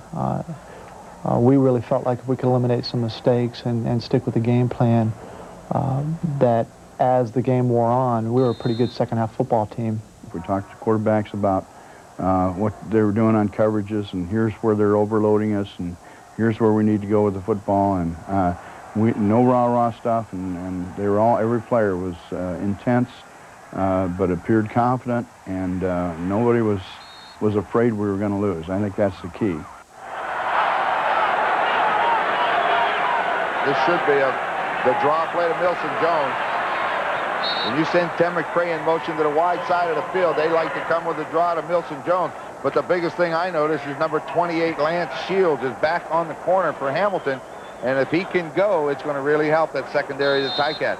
Further to that record I mentioned, the teams have combined for 250 kickoff return yards in the first half. Guy had 31, so that is now 281 kickoff return yards, a Grey Cup record. 2nd and 7. Austin throws complete to McCray. He'll get a first down, taken out of bounds by Gordon. We knew as a defense, we had to apply more pressure and stop them because they was just moving the ball on us. It was more or less, as a defense player, I hate to say it, it was almost like there was no defense out there. And it worked both ways. But what they do is run Tim McCray out behind it. It's almost like a pick play. The linebacker can't get there to cover him. Lance Shields has returned, as Ron pointed out, to play that corner. Saskatchewan might attempt to find out just how healthy he is. Oh, you got to find out if he can move. Milson Jones drives ahead inside the 50-yard line. Frank Robinson was there to make the tackle. Once again, on first down, that's 2 straight first downs. They've tried to run the football, so they are trying to establish that running game. And again, it's just a draw play to Milson Jones. The lone member of the Roughriders who has experienced Grey Cup success. That was with the Edmonton Eskimos. 2nd and 5. Austin looks over the middle. Elgard's got it.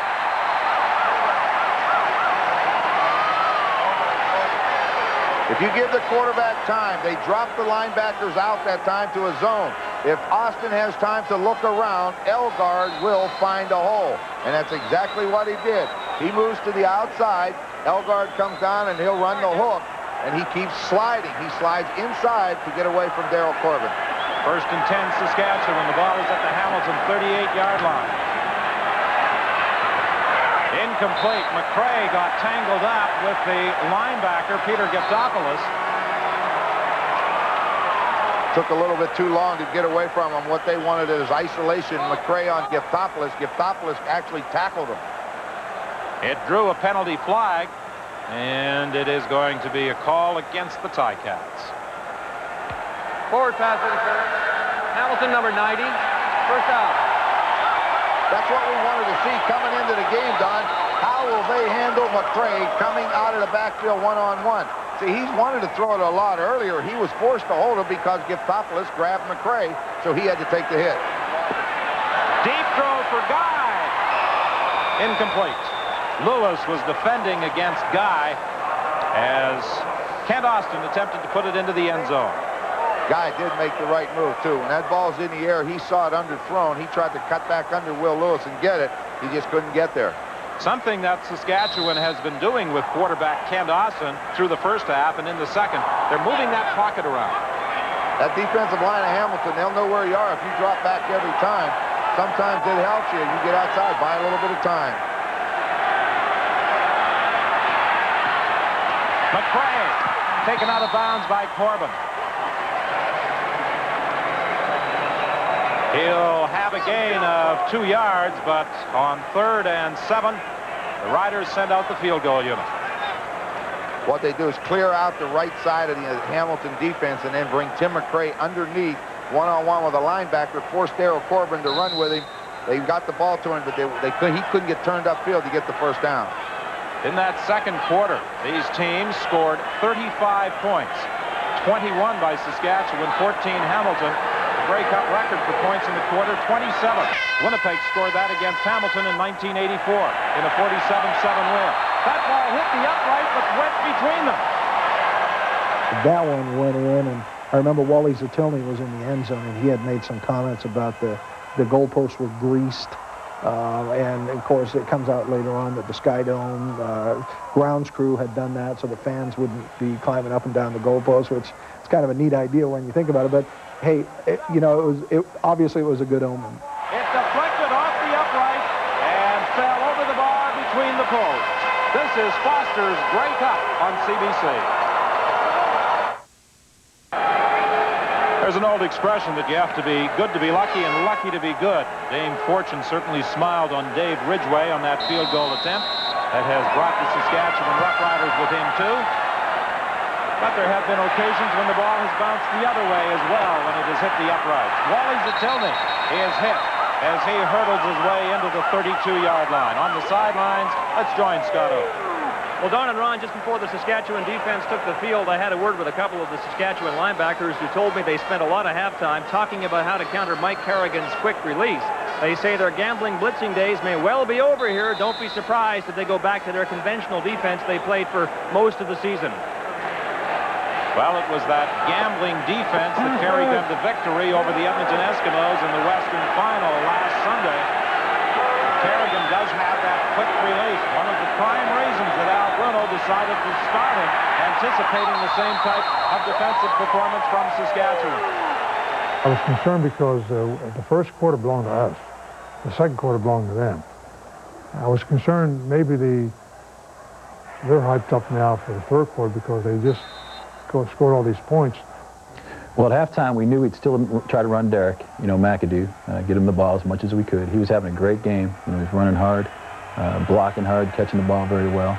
We wanted to get the ball in his hands. That was one of our keys. The other was we knew we'd have to go downfield with our throws. They weren't going to be real quick drops. We'd probably go to a little bit more play action with the success we were having with the running game. 10:44 remaining in the third quarter. Kerrigan to Rocky DiPietro, first down. Rashovich, the linebacker, forced the veteran DiPietro out of bounds. When Glenn Suter is lined up to the wide side of the field, it forces the linebacker to be able to run with the inside receiver. He really can't do it. He's already lined up inside, and he's going to be about a step behind. And if you throw the ball on target as Kerrigan did, you're going to get the completion. First and 10 from just across the 45. Bit of a counteraction with McAdoo, but it didn't fool Chuck Klingbeil. Vince Goldsmith got upfield. That forced him in close to the line of scrimmage, and then Klingbeil is so powerful, he just got penetration and makes the hit. Out of Northern Michigan, a teammate of Bobby Jurison when he played at that school, and was recommended to the Roughriders by Jurison, and they were happy to have him around when James Curry walked up. Well, I think it's hard to believe he didn't play before that. Him and Jurison coming out of the same school as teammates, that's two good ones. Second down pass for Champion.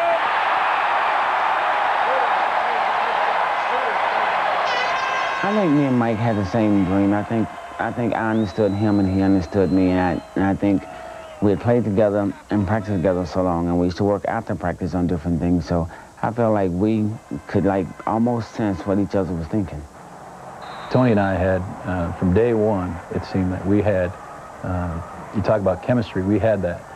There was things, even in the first time we ever played together, that they weren't in the playbook, but we'd look at each other and we'd know where we were going to go with the ball. 30 yards for Tony Champion. He has scored a Hamilton touchdown. It is 1st and 10, the Ticats at the Rider 38-yard line. The pitch to McAdoo, following the block of Jed Tommy. And now Wally's at Tilney, and he'll pick up 5 yards. David Albright, the middle linebacker, came over to make the tackle. Glenn Suter's been lined up all over the field. Right now, though, all he's trying to do now is confuse Kerrigan. He moves all around, but he's lining up back in the middle, and he's going to be the first man to support the run. When they turn it inside, he should be there. He celebrated a birthday on Thursday, matching his uniform number. His teammates responded by taping him to the goalpost here at the Skydome. McAdoo couldn't hang on to that throw, and he's upset with himself, and well, he should be. And Mike Kerrigan knows this. If you go to the zone defense, when your backfield people check out of the backfield underneath, you just keep throwing it to them until they stop it. And they throw it to McAdoo, and he took his eyes off of it and dropped the football. 8:26 is the time remaining in the third quarter. This will be a 40-yard field goal attempt by Paul Osbaldiston. He's hit from 42 and 38, and now 40 yards. And again, the Ticats enjoy a 5-point lead. 8:11 is the time remaining in the third quarter here at the Skydome.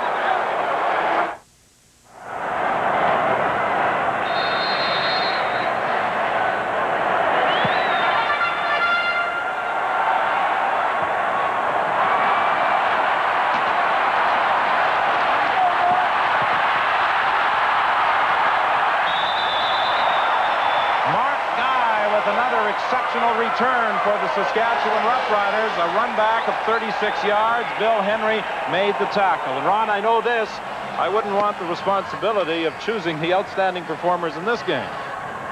Well, our kickoff returns were excellent, and we did a really good job on those. And Mark Guy had a couple of big returns, as did Tim McRae. So we really weren't playing out of the shadow of our goalposts. 1st and 10 from the 51-yard line. This is McRae coming out of the backfield and finding some room. To the 42 of Hamilton. Stopped by Darryl Corbin and Frank Robinson. Now we'll take a look at this. This is kind of an intricate little thing Saskatchewan does.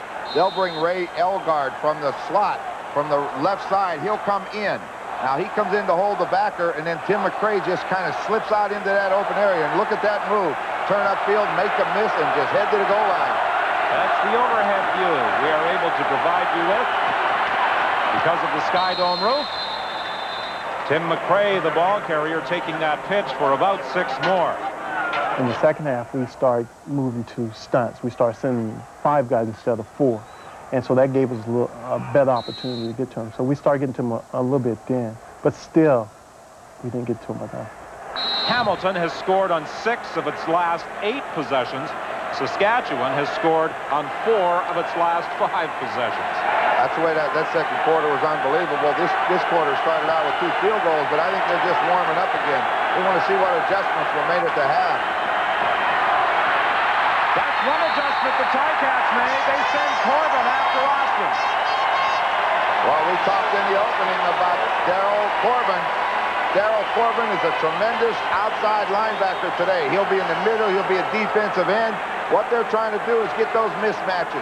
You see him stepping up in there, coming around the corner. Milson Jones doesn't block him. He misses him. And as Austin tries to scramble, Corbin makes the hit. That's something unusual for Milson Jones to miss a block. He's one of the better blocking fullbacks in the league. He sure is, but it's a little bit of a mismatch. He's not quite as tall as Corbin, and Corbin gets that head of speed up, head of steam. You can't slow him down that fast. Milson is more of a finesse blocker rather than a power blocker.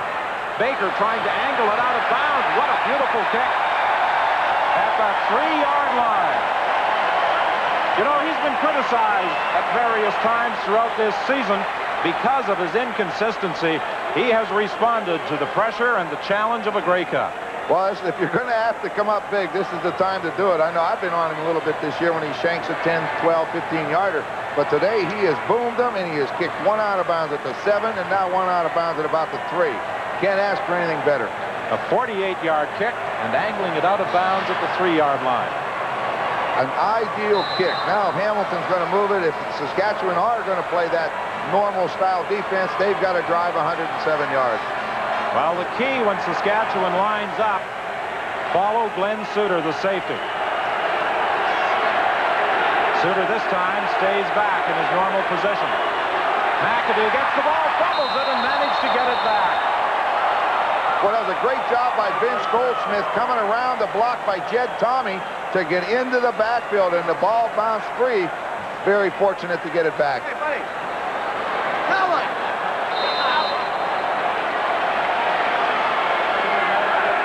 Well, you see the linebackers trying to come across to get in on the play. The play's taking place on the other side, but the ball bounces around, and they do get it back. 2nd and 10 from the 3-yard line. Kerrigan going for it all with Zatilny. He can't catch up with it. Well, we said that going into the football game, Harry Skipper was going to have a big game. He's a gambler, and so far his gambling has hurt him. The only thing that saved it there, the overthrow, because Zatilny had him again. 5:15 remains in the 3rd quarter. Saskatchewan will get the ball back, most likely on the Hamilton side of midfield, unless Paul Osbaldiston can launch what would perhaps be a career punt from the end zone. Paul Osbaldiston's about a 41-yard kicker. That should be about his average. And if he's going to kick is better than he has, he's already at 47, but he would really have to hit this one. He's standing 11 yards deep in the end zone, a high snap. He's going to give up the safety touch with Steve Wiggins on top of him. And now Hamilton will kick off. I talked to Paul when he came up. He was supposed to punt the ball, because we thought we had defense enough to maybe hold him. He thought the guy from the left, the defensive back they had, was coming on pretty good. He thought he was going to block it. So he used his head. He just fell on one knee and gave up the 2 points. So 4:54 remains in the 3rd quarter. This is Foster's Grey Cup on CBC. Well, you see the drops on the windows of our host booth here at the north end. Raining and raining quite hard in Winnipeg. It's just about freezing, so the temperature's not a problem. But again, that wind is absolutely howling out of the south. Still to come, Scott Taylor from the Winnipeg Free Press. We'll talk about Grey Cup week here in Winnipeg. But right now, let's get back to our '89 Classic, Hamilton and Saskatchewan. With that safety touch, it's now a 3-point game, and the Hamilton Tiger Cats are forced to kick off. Paul Osbaldiston gets the signal, and he sends it deep to Tim McRae at the 12-yard line. McRae is stopped at the 33, and that's where Saskatchewan will scrimmage 1st and 10. 55,000 spectators at the Sky Dome in Toronto, and that's the view from one of the seats way up in level 5. That may be the absolute highest seat under the roof.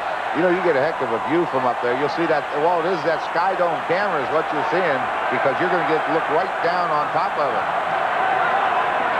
About 250 feet up. Tim McRae hit at the 35-yard line and thrown back. That would be a gain of about 2 yards. Now, just prior to that safety touch, you may recall seeing Paul Osbaldiston talking with Al Bruno at the Hamilton bench. Do you suppose, Ron, they were at all discussing the conceding of a safety touch? I wouldn't think you'd give it up. I think be careful if there's any question, give it up. I could see that, but I don't think they tried to. Look like the high snap, he changed his mind and didn't kick it. 2nd and 8. Lorenz tried to get there. He couldn't, but the pass is completed, and Narcisse is heading for the end zone.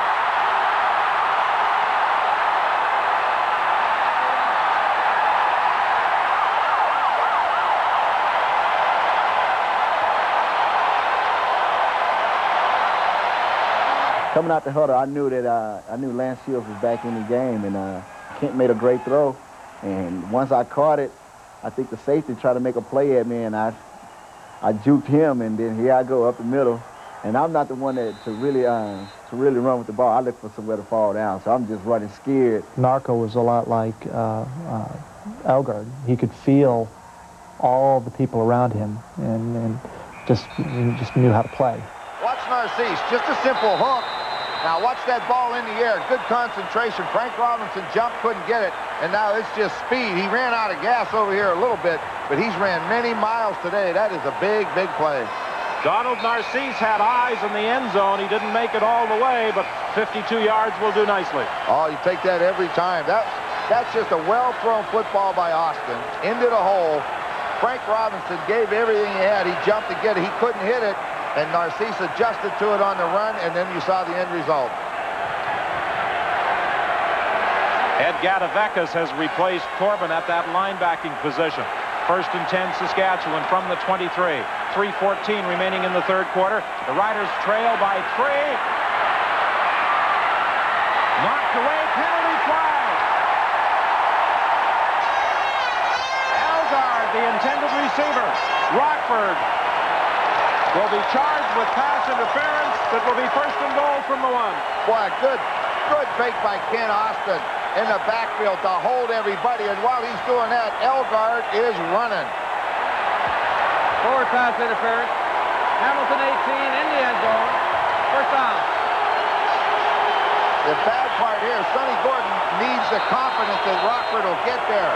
He was beaten, but Rockford went a long way with the ball in the air, but Gordon interfered with him, and it puts it at the 1. And the Riders now with a chance to take the lead for the first time. They've got it. Tim McRae, but there's a penalty flag.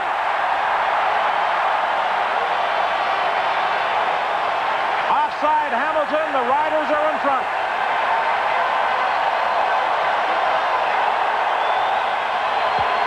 Offside. Hamilton.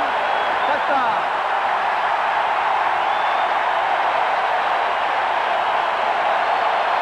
Rider pride is alive and flourishing under the Sky Dome as Saskatchewan has moved in front, 33-30. They just keep coming, you know, they've come back, as we heard at halftime from Donnie Moen and Matt Dunnigan. We've talked about it the last 3 or 4 weeks. It's been that way, so they know how to do it. David Ridgway with the point after, and Saskatchewan enjoys a 4-point advantage with 2:51 remaining in this third quarter. They try to get this ball into the end zone behind Roger Aldag and Ken Moore and Anderson.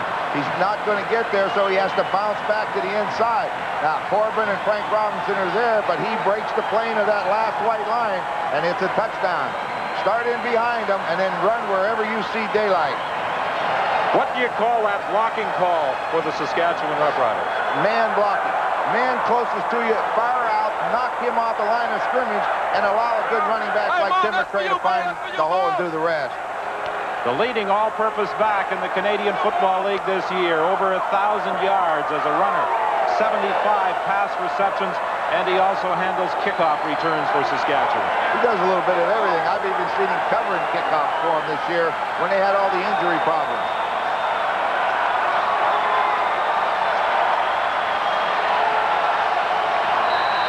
We said that the Grey Cup scoring record, 77 points, established in 1956. Edmonton 50-27 over Montreal. We've got 64 on the board with still better than a quarter remaining. Derek McAdoo returns the ball to the 35.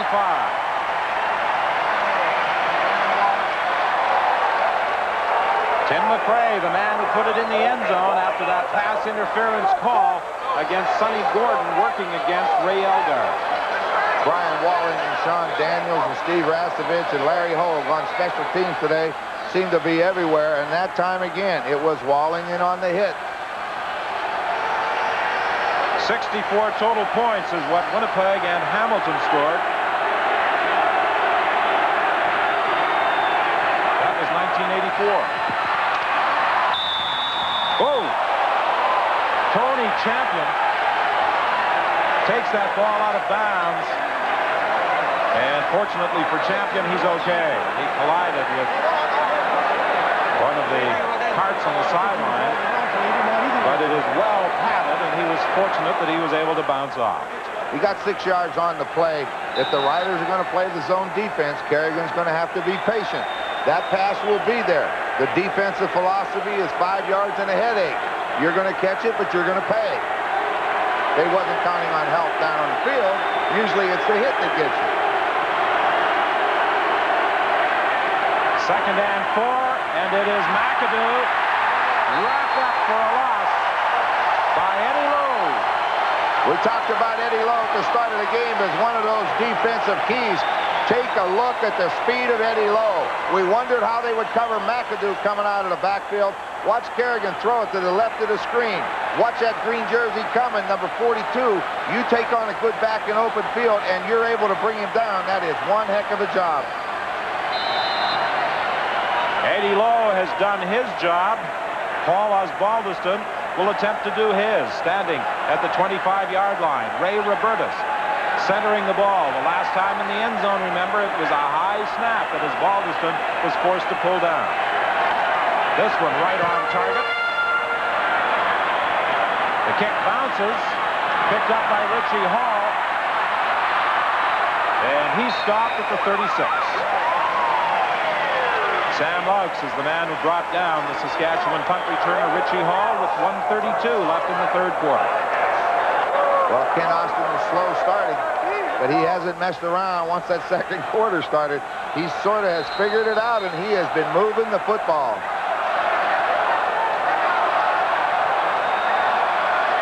Al Bruno can only hope now that his defense can figure out some way of stopping Kent Austin. Darryl Corbin is back in there. McCray gets the call. There's a penalty flag. Frank Robinson made the stop. Tim Lorenz made the initial penetration. You get that penetration, and when you pull people like that, you can't go outside. You don't have any choice but to turn back in. Frank Robinson is a good linebacker. Holding. Saskatchewan 64, decline. 2nd down. So when that play turns back in, Robinson's going right with the pulling lineman. He's there to make the hit. Ken Moore, who had that penalty called against him, initially came into the Canadian Football League as a tight end. Then he switched to a fullback. He played defensive tackle, some linebacker, and now he's finally found a spot at offensive tackle. Mark Dye is open.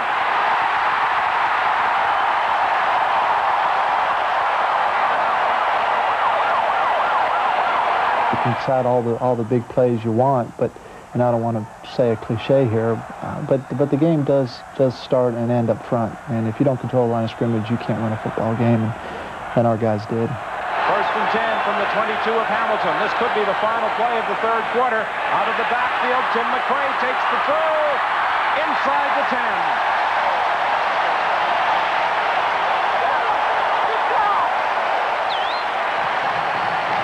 And that's the final play of the 3rd quarter in this most exciting 1989 Grey Cup game at the Sky Dome.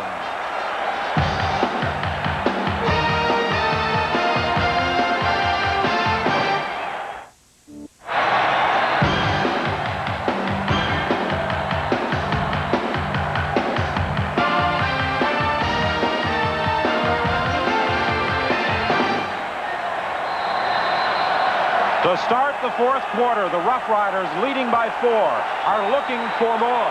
They have scored touchdowns in each of the last 3 times they've scrimmaged inside the 20-yard line. 1st and goal from the 9. The blitz was coming from the outside. Tim Lorenz couldn't make the tackle, but he forced Kent Austin into the arms of Glanton. If you can get upfield on that quarterback and force him to step inside, we'll get a look. Here it comes. Outside pressure, he has to step up. When he does, Ronnie Glanton's going to be there. They've got the defense, the people to do it. They just haven't been able to do it today. Saskatchewan's done a good job, as has their line. But it's going to come down to who gets the quarterback is going to win this football game. Glanton was one of the dominant players in last Sunday's Eastern Final. It's 2nd and goal. Austin throws to the end zone. Fairholm got turned around and couldn't retrace his steps. Good pressure again on Austin. Tried to come to the backside. come sprint to your right, get Rockford to come over here with you, then go one-on-one backside. He just had to throw it away. He couldn't hold it much longer. He had to hope Fairholm could adjust in the air. David Ridgway field goal attempt from 25 yards out. Glenn Suter is holding. It's good. And Saskatchewan extends its lead to 7 points.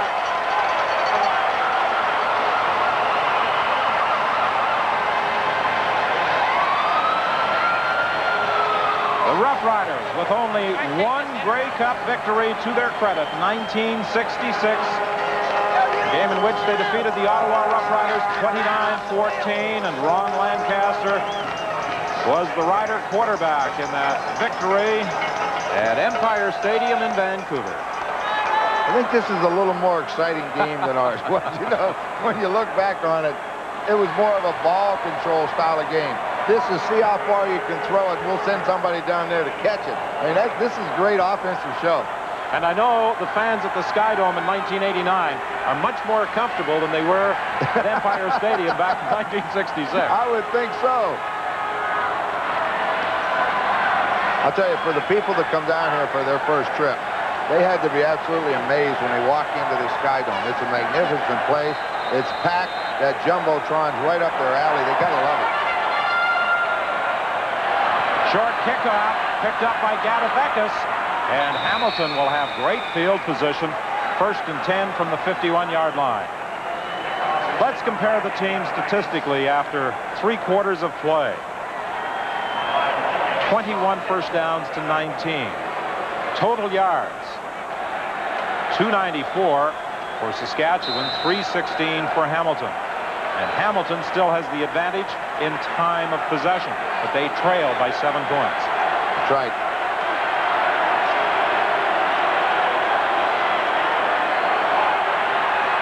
Kerrigan for DiPietro, intercepted by Suter.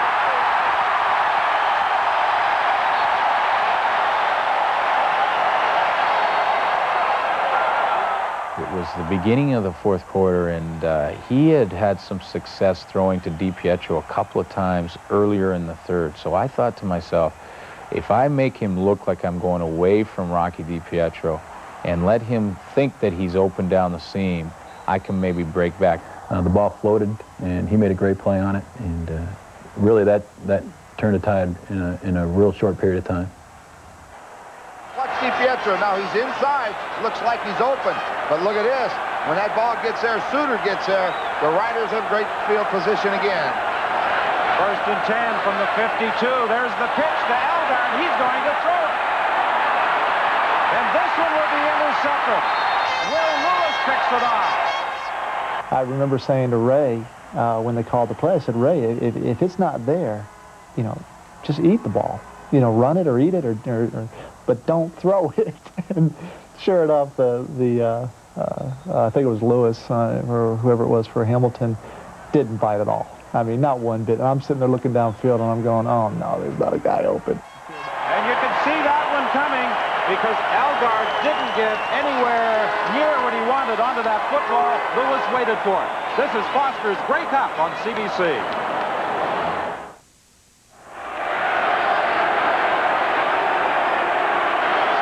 Turnovers. Glenn Suter's interception. Will Lewis's interception. Kerrigan will put it in the air again. Estelle can't make the catch.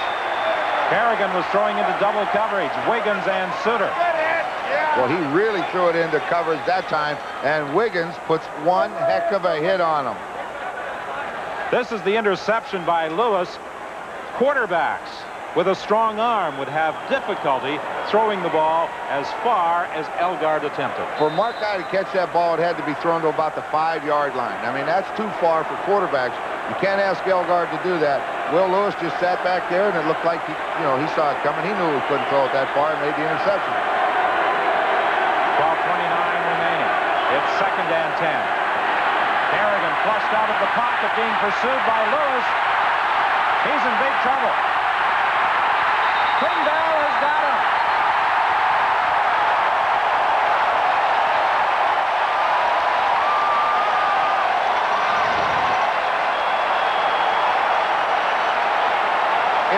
games we've done this year with Hamilton, Don, how many times have we said, if you can force Kerrigan to pull it down and have to move around with it, the advantage goes to you. They're in a defense. They're going to get the pressure. He runs out of there. Here it comes.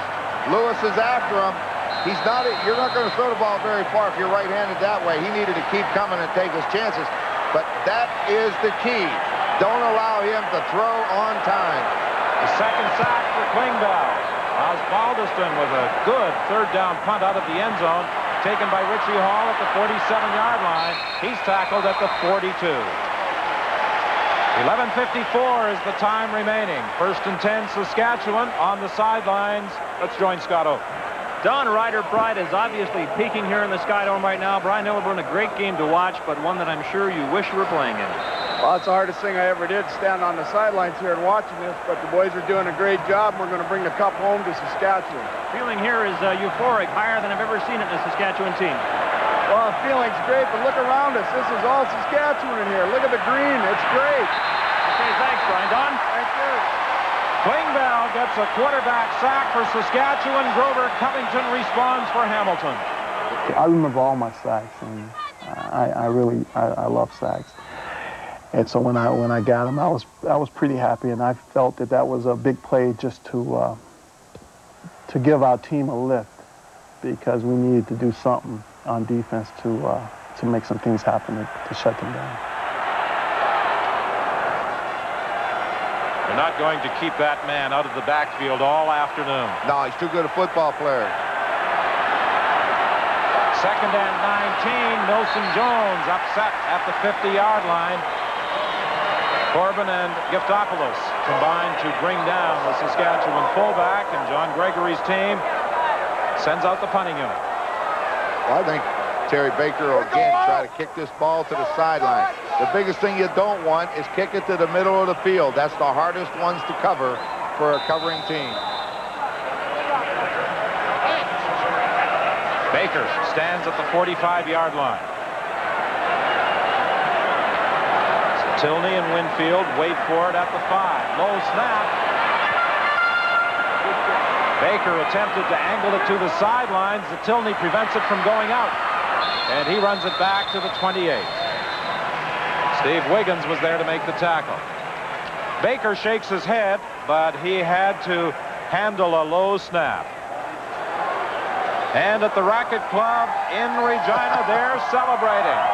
And so you should. 10:36 remains, and the Riders lead by 7. Len Antonini. I wonder if he's dishing up free drinks this afternoon. Not Len. We know that from his being our spotter. We know that. I think he should, though. Derek McAdoo, the ball carrier, stopped at the 34-yard line. Bobby Jurison made the initial contact. Watching Glenn Suter, the free safety for Saskatchewan, was our key for reading the defenses. Wherever Glenn went, that was my first read. He would tell us if they're going to be blitzing, if it was going to be zone or man. And the other thing, too, Saskatchewan has gone back to the normal defense. They're making Kerrigan be patient. They're running the football, throwing the short passes. That's a good offense to play, but you can't make mistakes. 2nd and 5. And the defense was ready for Derek McAdoo. Gary Lewis is the man who made the tackle. And number 42 is right there with him. Gary Lewis, we talked about in the opening. He's a tremendous defensive lineman. He causes a lot of trouble in there, and we know he has to get pressure to the quarterback inside, but he's very difficult to block. So he's in there. Eddie Lowe's right behind him. 37-30. Saskatchewan leads Hamilton. Osbaldiston stands at his own 20-yard line for this third down kick. Another good kick by Osbaldiston. Richie Hall takes it at the 28. And he's down at the 37. On the kicks, the Ticats gain on field position. This was about 15 minutes ago. They're chipping away excess paint. That is not ice. Aldi Henry of the Stampeders actually slipped on a number yesterday.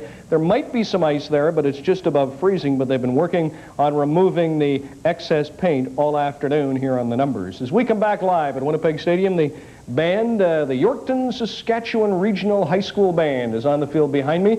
They're practicing for halftime tomorrow. And hey, pregame tomorrow, they tell me, not halftime. And hey, it is only appropriate that we have a high school band from Saskatchewan on the field behind me, because before we come back here to Winnipeg Stadium, we are going to wrap up our 1989 Classic. I mentioned Yorkton, Saskatchewan. Let's go back to 1989 at Skydome in Toronto, the Saskatchewan Roughriders and the Hamilton Ticats. Al Bruno and John Gregory may be having some palpitations as the play swings back and forth. But the 54,088 spectators in the Skydome are certainly enjoying it.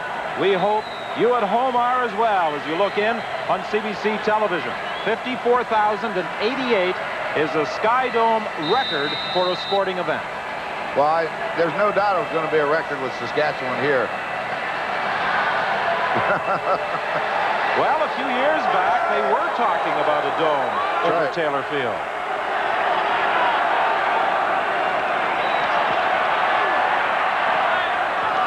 Was looking for Tim McRae. It will be 2nd and 10. If you're wondering about the Grey Cup record for attendance, that occurred in 1977 in Montreal, 68,318 at Olympic Stadium.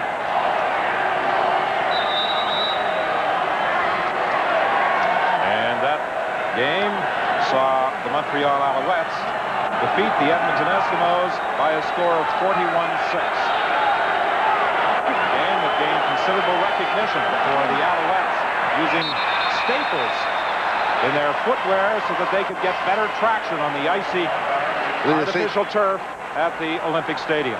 You see Ken Austin going down the field talking to Ray Elgard. Well, I remember taking off down the field, wondering, because I was, I was a competitive player, and then I got about 10 or 11 strides, and I thought, no, heck with it, we'll come back the next drive. Ray knows what he did, and heck, I was the last guy I needed to tell Ray Elgard that he missed something. Frank Robinson blitz, number 43. He doesn't have anyone to block him. He's going to throw what they call a hot pattern. You look, I'll throw. Elgard never turned around. Terry Baker will kick from his 23-yard line.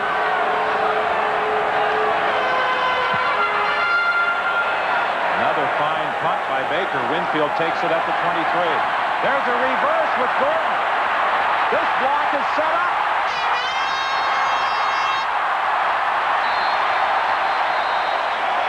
It was a great call. I mean, it was a great call. I got it. I set it up real nice.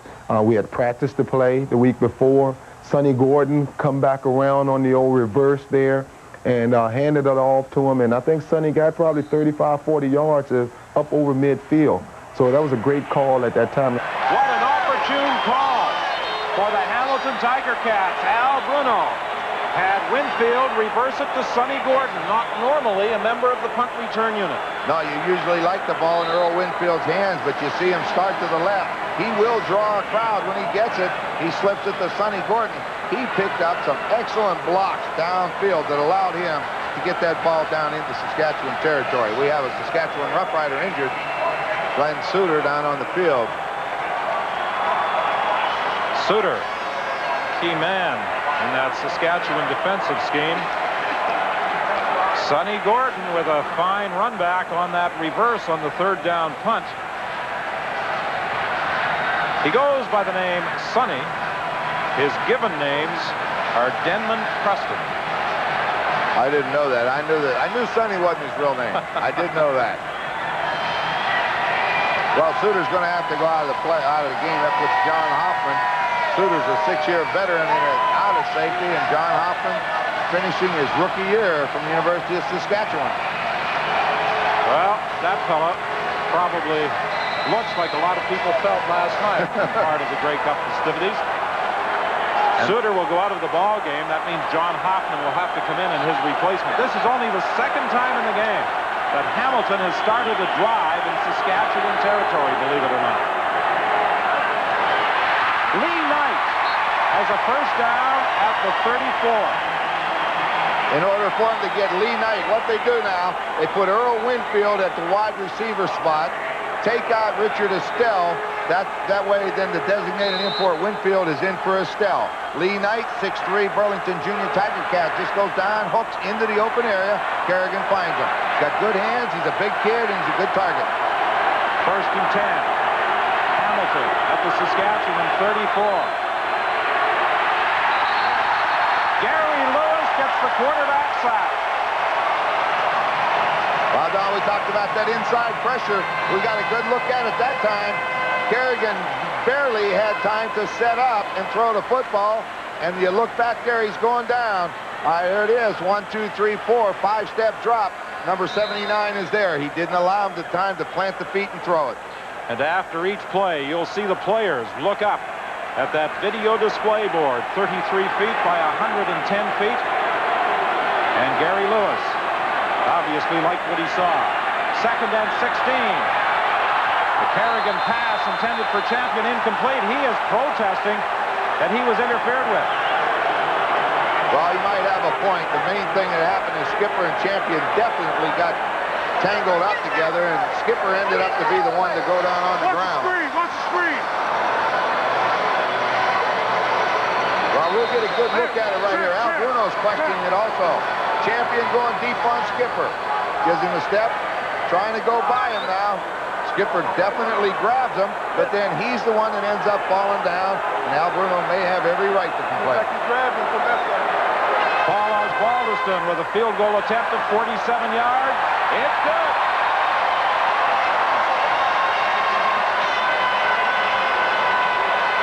(37-33), 6:21 remaining. Saskatchewan in front. This is Foster's Grey Cup on CBC. This was the 47-yard field goal by Paul Osbaldiston that has cut the Saskatchewan lead to 4, but it was the play before that that really had Al Bruno upset. He thought that Tony Champion was interfered with by Harry Skipper. Tim McRae on the kickoff return waits for the block to form and then runs it back to the 37-yard line. Sonny Gordon was there to make the tackle. On the sidelines, Al Bruno was expressing his opinion on the call to one of the officials while we were away, but the official saw no need for unsolicited advice. And he wasn't telling him nice call either. He was fortunate that he really didn't get a penalty. Well, I know he has a legitimate complaint, but you really can't holler at him like that. They will get you. But he was right. Austin, with time, looks for Fairholm, incomplete. 5:55 remains. 37-33, Saskatchewan leads.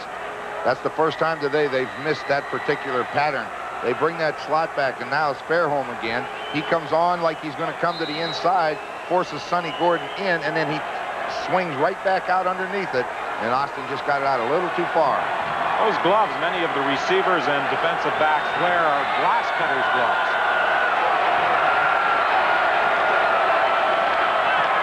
James Ellingson has a first down for Saskatchewan. You remember the last series of down when Ray Elgard did not look on the blitz. Ellingson does. He's lined up at that slot back position, and when he looks to the inside, he sees that linebacker disappear. He looks right now, jumps inside of Stephen Jordan, makes the catch, first down. And the Duke, as he is nicknamed, is in there in place of Ray Elgard at that slot back position. First and 10 from the 52. They fake the draw, now they throw to James Ellingson. He will get about 6 more. Stephen Jordan is there to make the tackle. They start inside, they go back outside. This time he comes inside and keeps right on going. That kind of freezes Stephen Jordan. He's underneath. He'll make the catch. Jordan's with him. When that ball's caught, he's in good position to come up and make the hit, limit the gain to about 6 yards. Stephen Jordan, CFL Rookie of the Year. He has a couple of snakes as pets, one of them a boa constrictor. One of the reasons he has problems trying to find a roommate. Don Narcisse with a catch for a first down at the 37. you know you have a job to do, and my job is to catch the football. Like I always tell the quarterback, when it's out of your hands, it's in mine. So don't even worry about it, just throw it my way. And I always say I had a little circle around me. You just throw it my way, and I would make that catch. And unfortunately, I made the first down for us. And watch Austin throw the football right on the money. Down, plant that outside foot and come back to it. Sonny Gordon's in the flat. You see Frank Robinson's covering the slot. The hole was to Narcisse, and Austin found it. And he threw that pass with Grover Covington in his face. Only Sam Etcheverry has passed for more in a Grey Cup game. 508 yards in 1955. Tim McRae gets about 8. And the Riders have to be happy with the way they have maintained possession and put this drive together. Right now, you take a look up at the clock and see 3:37 and counting. You got a 4-point lead. If you can take your time, make no mistakes, methodically put this ball in the end zone, I think everything goes your favor from there on. 3:27 remaining, 2nd and 3, Saskatchewan. They line up in that short yardage offense, and they give the ball to Tim McRae. That will be close to the first down. Mike Walker pulled down the Saskatchewan all-purpose back. This time he goes in behind Bob Foley and Vic Stevenson. Just turn and hand it off, blow him off the line of scrimmage, and let him do the rest. And he gets it downfield for the first down. You mentioned Bob Foley's name. The veteran offensive lineman moved into the spot vacated by Brian Illebrun, who went out with an injury. And we heard earlier from Brian talking with Scott. 2:54 remains. This is Foster's Grey Cup on CBC. The Saskatchewan Roughriders don't get here often, but when they do play in a Grey Cup game, excitement usually follows. That's right. They don't get here too often, as you said, Don, but what a place to play it. I'm glad they came. If they're going to come to the one that's indoors. Kent Austin over the middle.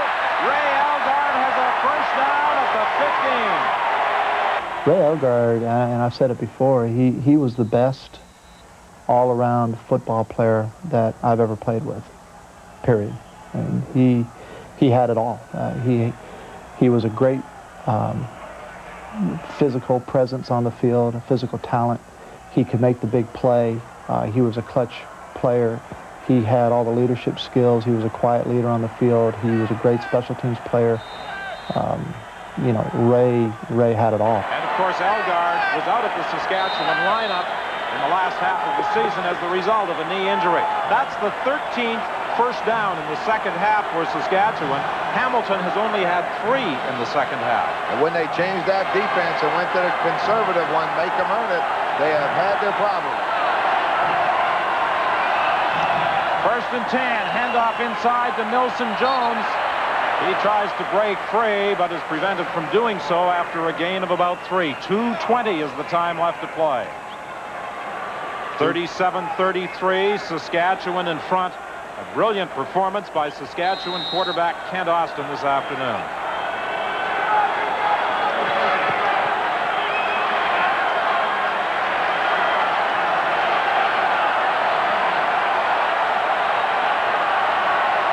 Second and 7. Austin looks to the end zone. Mark Nye is out of bounds. Will Lewis was running with him. The replay clearly showed the guy that didn't have control of the ball. It was he was bobbling on his hip, and when he finally grabbed it off of Mark Guy's leg, you know, he was clearly out of the back of the end zone. Take away 1 or 2 plays in that game, or 1 or 2 different things that happened, and I think you got a totally different game. That's the referee back there makes a proper call. They throw that ball deep into the end zone. Will Lewis goes to the football very well, but he wasn't pushed out of bounds. His momentum when he caught it put him out of bounds. Here comes the ball. Watch Will Lewis. Excellent catch. First thing that landed on the ground, it looked like he landed on the legs of Mark Guy when he had control of it.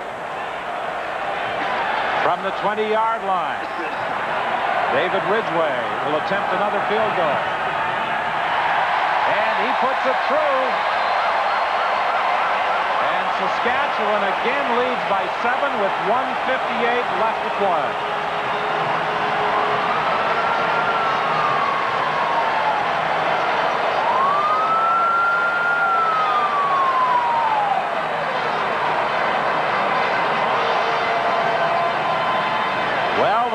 in 1966. Engraved their name on the Grey Cup, the only time Saskatchewan has done so. They hope they'll do it again in 1989, and they're 158 away from taking that cherished trophy back to Regina. Kerrigan over the middle to Lee Knight. Could we have overtime? That possibility certainly exists. First and 10 Hamilton. They are at their own 53 with 150 left to play. Going to go to the hurry-up offense. Force Saskatchewan to hurry. Allow them to save as much time as possible. A good block by Jed Tommy that time for Lee Knight. Rocky DiPietro. A gain of 8. Al Bruno glances up at the clock. 1:42 the time remaining. His Ticats in a hurry-up offense. We'll look at that catch of DiPietro again. Just down and out. Throw it low. If he doesn't get it, nobody does. Richie Hall had good position, and he got there to make the tackle. The clock running. The handoff to McAdoo. He's got the first down and more. Vince Goldsmith finally stops him, and the clock is stopped at 1:32. But play will be whistled in as soon as the teams move up over the ball. You know, the Canadian Football League goes under the magnifying glass more than usual during Grey Cup week, and positive things always seem to emerge. And this exciting football we have witnessed again today has not only entertained the capacity crowd inside the Sky Dome, but millions of you viewers watching on television. We've also witnessed the passion of Saskatchewan football fans, the pride, probably unmatched anywhere in the country. Many positives, and focusing on them should be the priority of the man who was named commissioner to succeed Bill Baker. Kerrigan looking, incomplete, a penalty flag.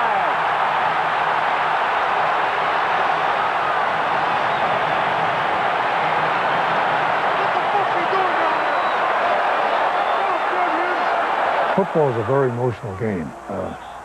You work your heart and soul and you sweat tears, actually, getting prepared to play a game like this. The skipper grabbed Champion, knocked him to the turf before the ball got to him. Now, to me, that's pass interference. Should have been called. It wasn't called. So I was enraged. I was upset because I thought we should have got a call on it. We did not. Champion goes down, gives an inside move, tries to go outside of skipper. The ball's going to be thrown. I think you got to call that now. That's twice skipper has gotten away with it, and it's happening right in front of him. That's not a very good call. In a game like this, a championship game, 7-point difference down in the last minute, you got to call it. I thought I saw a flag. Obviously not. And as the play is shown again on the Jumbotron, the fans react.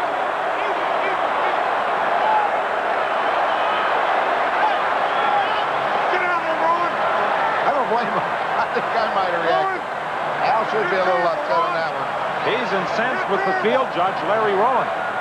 You know, you can look at any game, I think, any time during the season, and there's going to be plays that are called, you know, flags that are thrown where they shouldn't be, ones that should be and they're not.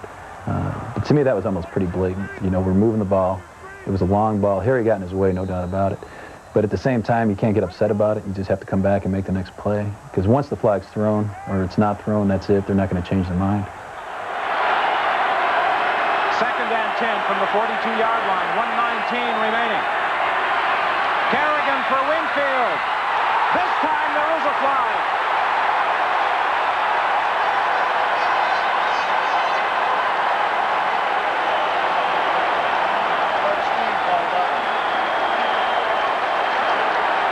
Winfield's facing back to the football. When Wiggins is coming that way, he must turn and look Forward for the pass ball. interference. Saskatchewan number 24. First down. He doesn't do it, and when Winfield goes to catch it, he'll run into him. We'll get a good look at it. Watch it. Winfield wants to catch. Wiggins he's just not going to allow him to get there. It's got to be called face guarding. The ball is at the 12.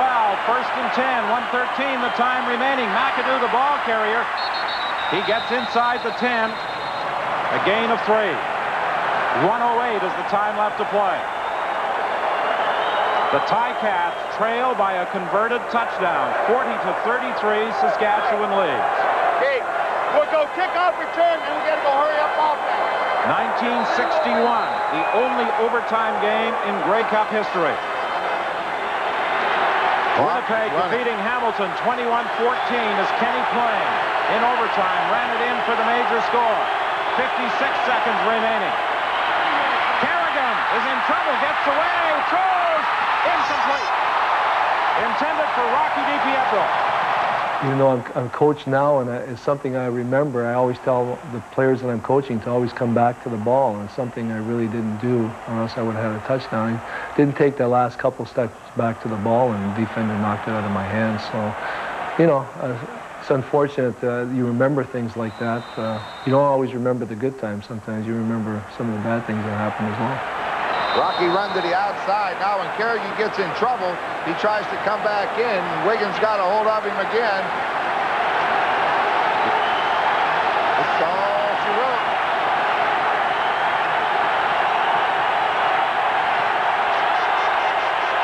I called the play in the huddle. I said, this is it. You know, I said, guys, this is it. I said, you know, give me, up front, I said, give me some time. And I called the fade route that we had scored on earlier to Champ. And I knew if I got bump coverage, you know, one-on-one with Harry Skipper, I knew we had a real good chance of scoring. Tony was our #1 guy. If we were going to lose it, we were going to lose it in his hands. We line up, it's man-to-man. Harry Skipper's right there in my face, and he's talking. He's like, you know, you're going down. And I'm thinking to myself, I need to get this ball. 48 seconds remaining. Third down, Hamilton into the end zone. Touchdown!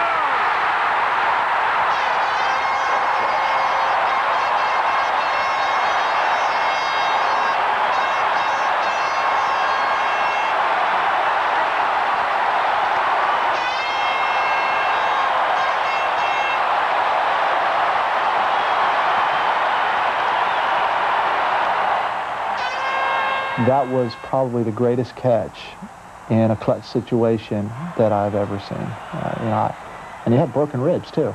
Just the moment of him stretching out horizontally, you know, he was level with the ground, you know, just incredible. And we thought we were going overtime.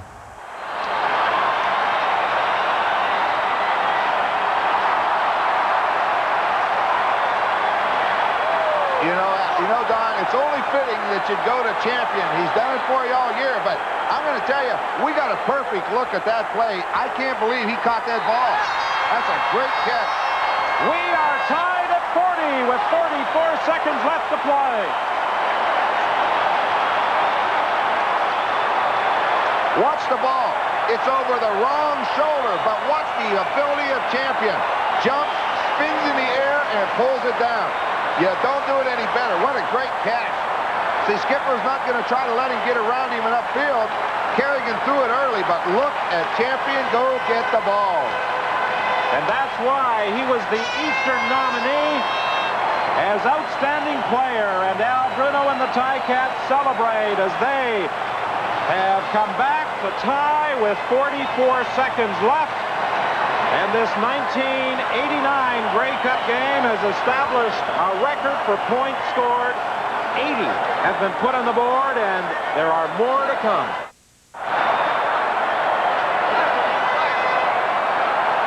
Well, you said, Don, the team that had the ball last could win it. Saskatchewan's got 44 seconds to get downfield. But, boy, that was a third down situation. That's a great catch. Well executed. Tim McRae on the return. Stopped at the 36-yard line. Darrell Corbin made the tackle, and it appears that Tony Champion may have re-injured his ribs. What a courageous game he has played. He was hurt early and has continued to perform. Oh, we got to take another look at this. Watch the ability of Tony Champion. He jumps, spins in the air, extends himself out, and pulls it in. Oh, that's a great catch. I mean, this is what we're playing for. I'm playing, this is all the marbles. We got no other chance. Tony, you got to get to this ball. For 11 other guys, not even for myself, for people like Grover, I'm thinking, all this is running through my head at the same time. I need to catch this ball to get a defense. And them 11 other guys out there, another chance to play. You got to be careful right now if you're Saskatchewan. You don't want to turn it over down here and give us Baldwin a shot at it, but you got to try to win it too. Austin going deep for Narcisse. Penalty flag. He was bumped by Lance Shields at the 49 of Hamilton. 32 seconds is the time remaining.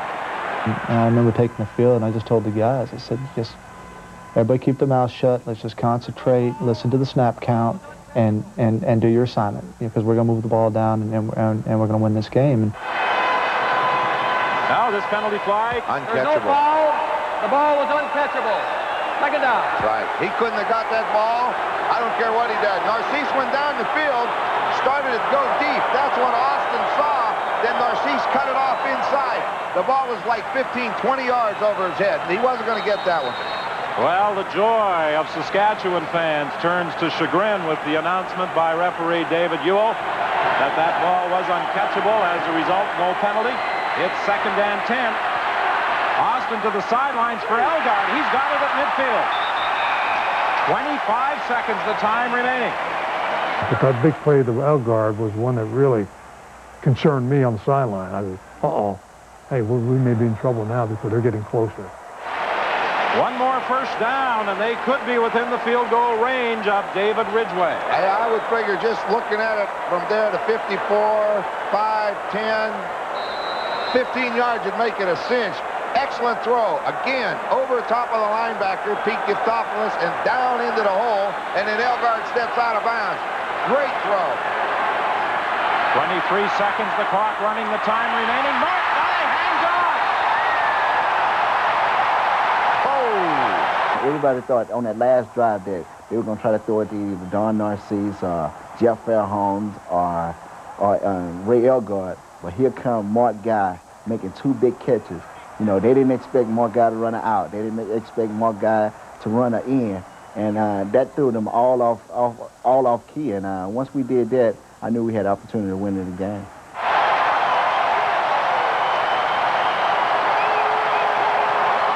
19 seconds left. Despite the hit of 2 defenders, Mark Nye was able to hang on to that football. One-on-one coverage. The clock is running, 19 seconds. I think they're going to run this football. No, they're not either. Sideline pattern, another first down with Mark Nye.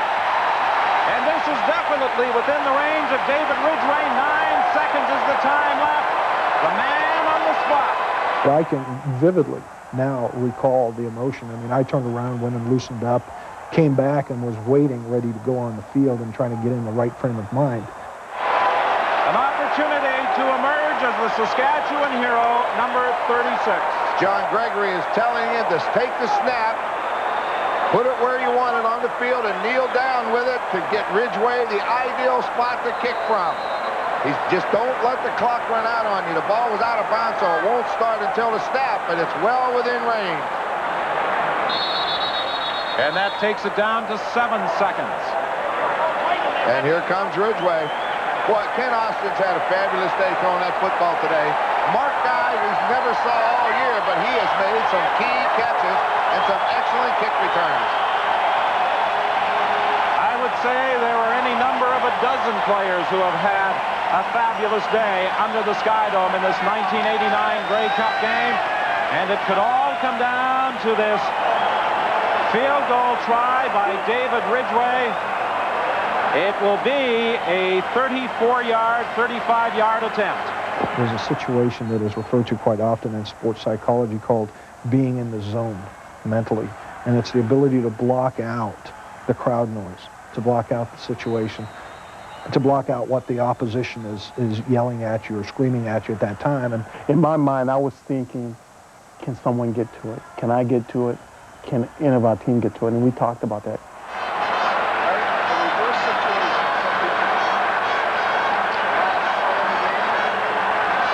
The reverse with the score not nearly as high of what the Riders and Ticats provided in 1972 when Ian Sunder kicked that last play field goal giving Hamilton a 13-10 victory. And you, as a member of that Saskatchewan team, Ron Lancaster, all you could do was stand there and watch. That's all you can do. You know, you stand on that sidelines, and if that ball's pinned and kicked properly, it'll kind of flip nice and lazy, and if this goes through, there's going to be about 3 seconds left on the clock. That's all. Osbaldiston and Steve Jackson are in the end zone. The timeout has been called by Hamilton in the event that the field goal try by Ridgway should be wide. They will be kicking the ball out of the end zone. I really didn't have a chance to get nervous. I just really was trying to orchestrate the whole thing, get everyone lined up, and then catch the ball. I remember Bob Foley saying to me, once I snap it, it's out of my hands. And then I told Ridgway, listen, once I pin it, it's up to you. In that situation in '89, we had a couple of timeouts back-to-back. Glenn and I chatted about things completely away from football. And before you know it, the referee was blowing time in, and it was time to line up and attempt the kick. The thing is, will he reach the end zone line? He may kick it all the way out for a single point if he misses, but they're going to try to prevent that. But well within his range, if he kicks it, he should split those uprights. A 35-yard attempt for David Ridgway. It's up. It's good.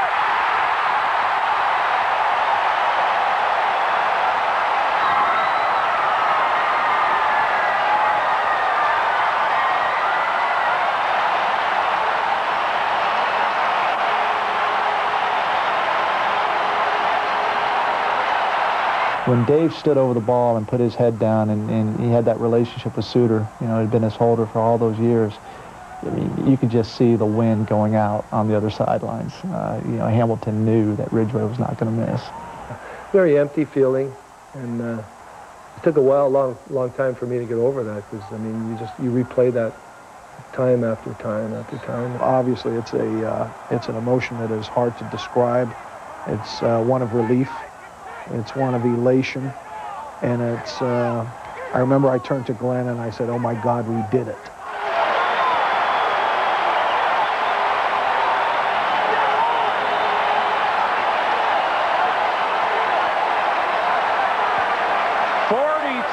.42 seconds remain.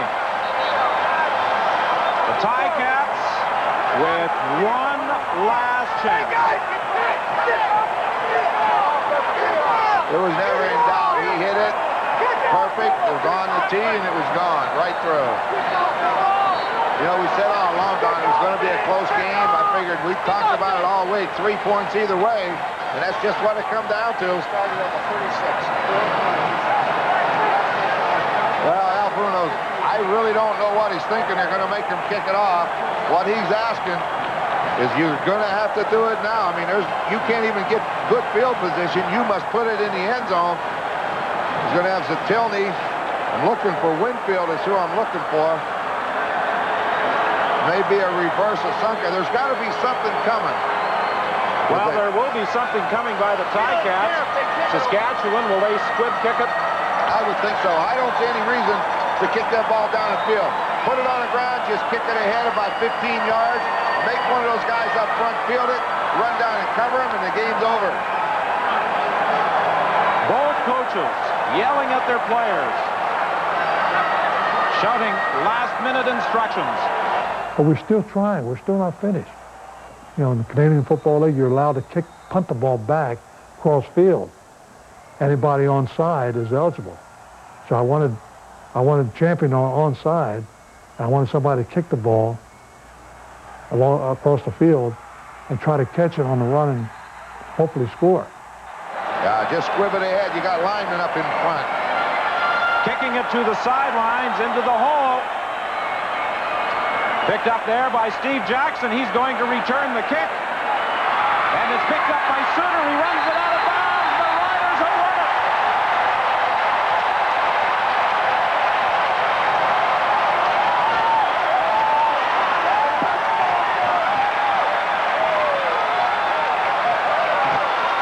Oh, it was great. It was so much fun. You know, and all your life, I think you work as a coach and a player to get to that game, and then the excitement of the game, the newness of the dome, the Saskatchewan fans. It was just I mean, in my life, that'll go down as one of my best days. John Gregory has done what only Eagle Keys has been able to do before previously in Saskatchewan, and that's win a Grey Cup. Well, you got to give credit. We talked all week that these two teams are very even. We said it would come down to 3 points, and it did. You said the team that had the ball last would win. That's just the way it come down. Two good football teams. 50-some thousand people are going to go away happy. Naturally, the green guys are more happy, but it's been a great, great day for football. We want to see it better.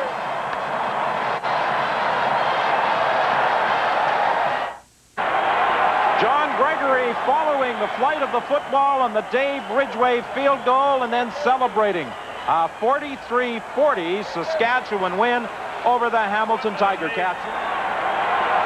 I mean, it's simply the most memorable athletic event and achievement I've ever been involved in. It's my it ranks as #1 as my greatest memory in my athletic career, and always will. I was sad because I wanted to win the championship, and I wanted it for Coach Bruno. I wanted it for the players and for myself and my family, but it wasn't meant to be. It was their turn. They deserved to win it more than we did, so they won it. But let's say this, though. The two teams put on a great show for the country of Canada. The presentation of the 1989 Grey Cup. I think when I think about that game, I think of it being a complete team effort from the backup and first-year guy to the star, and I think that's what I'll remember most about it. It's 1998, and I haven't won a Grey Cup since, and I still will always remember what Roger Aldag said. You'll never know when you're going to get a chance to win this again, so you got to go out there and win it. And it's always in the back of my mind that I'm glad that I got that opportunity to be a Saskatchewan Roughrider to play in the 1989 Grey Cup.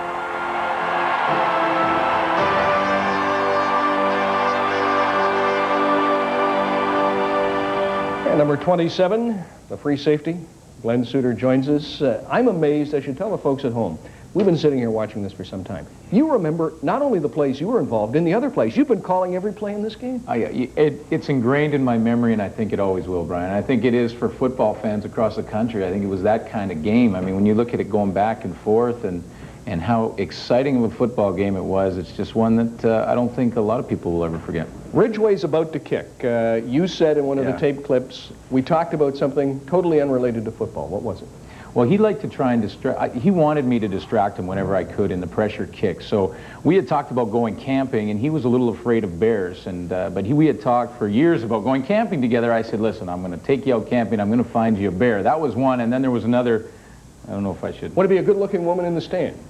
Okay, you got me. That's exactly what it was, but it did the trick. It distracted him. It took his mind off it. Absolutely. Listen, very quickly, you were out on the field earlier this afternoon. You held for Dave Ridgway. You know a thing or two about kicking. What's it like out there today? It was tough on the kickers. I talked to Mark McLaughlin today. He said he was having troubles with it. And the way it may change for tomorrow afternoon is that there'll be people in the stands tomorrow, and the wind won't be able to come through those temporary stands in the end zone. That could make the wind swirl a little bit, make it even that much more tricky for the kickers. Congratulations on 1989, even though it's many years later. It was a great show. A lot more to come this afternoon. We'll hear from Glenn Suter during our telecast tomorrow. Up next, as we roll along live from here at Winnipeg Stadium, Caroline Corey will tell us how both the Hamilton Tiger Cats and the Calgary Stampeders made it here to Winnipeg. There's the Yorkton High School Band.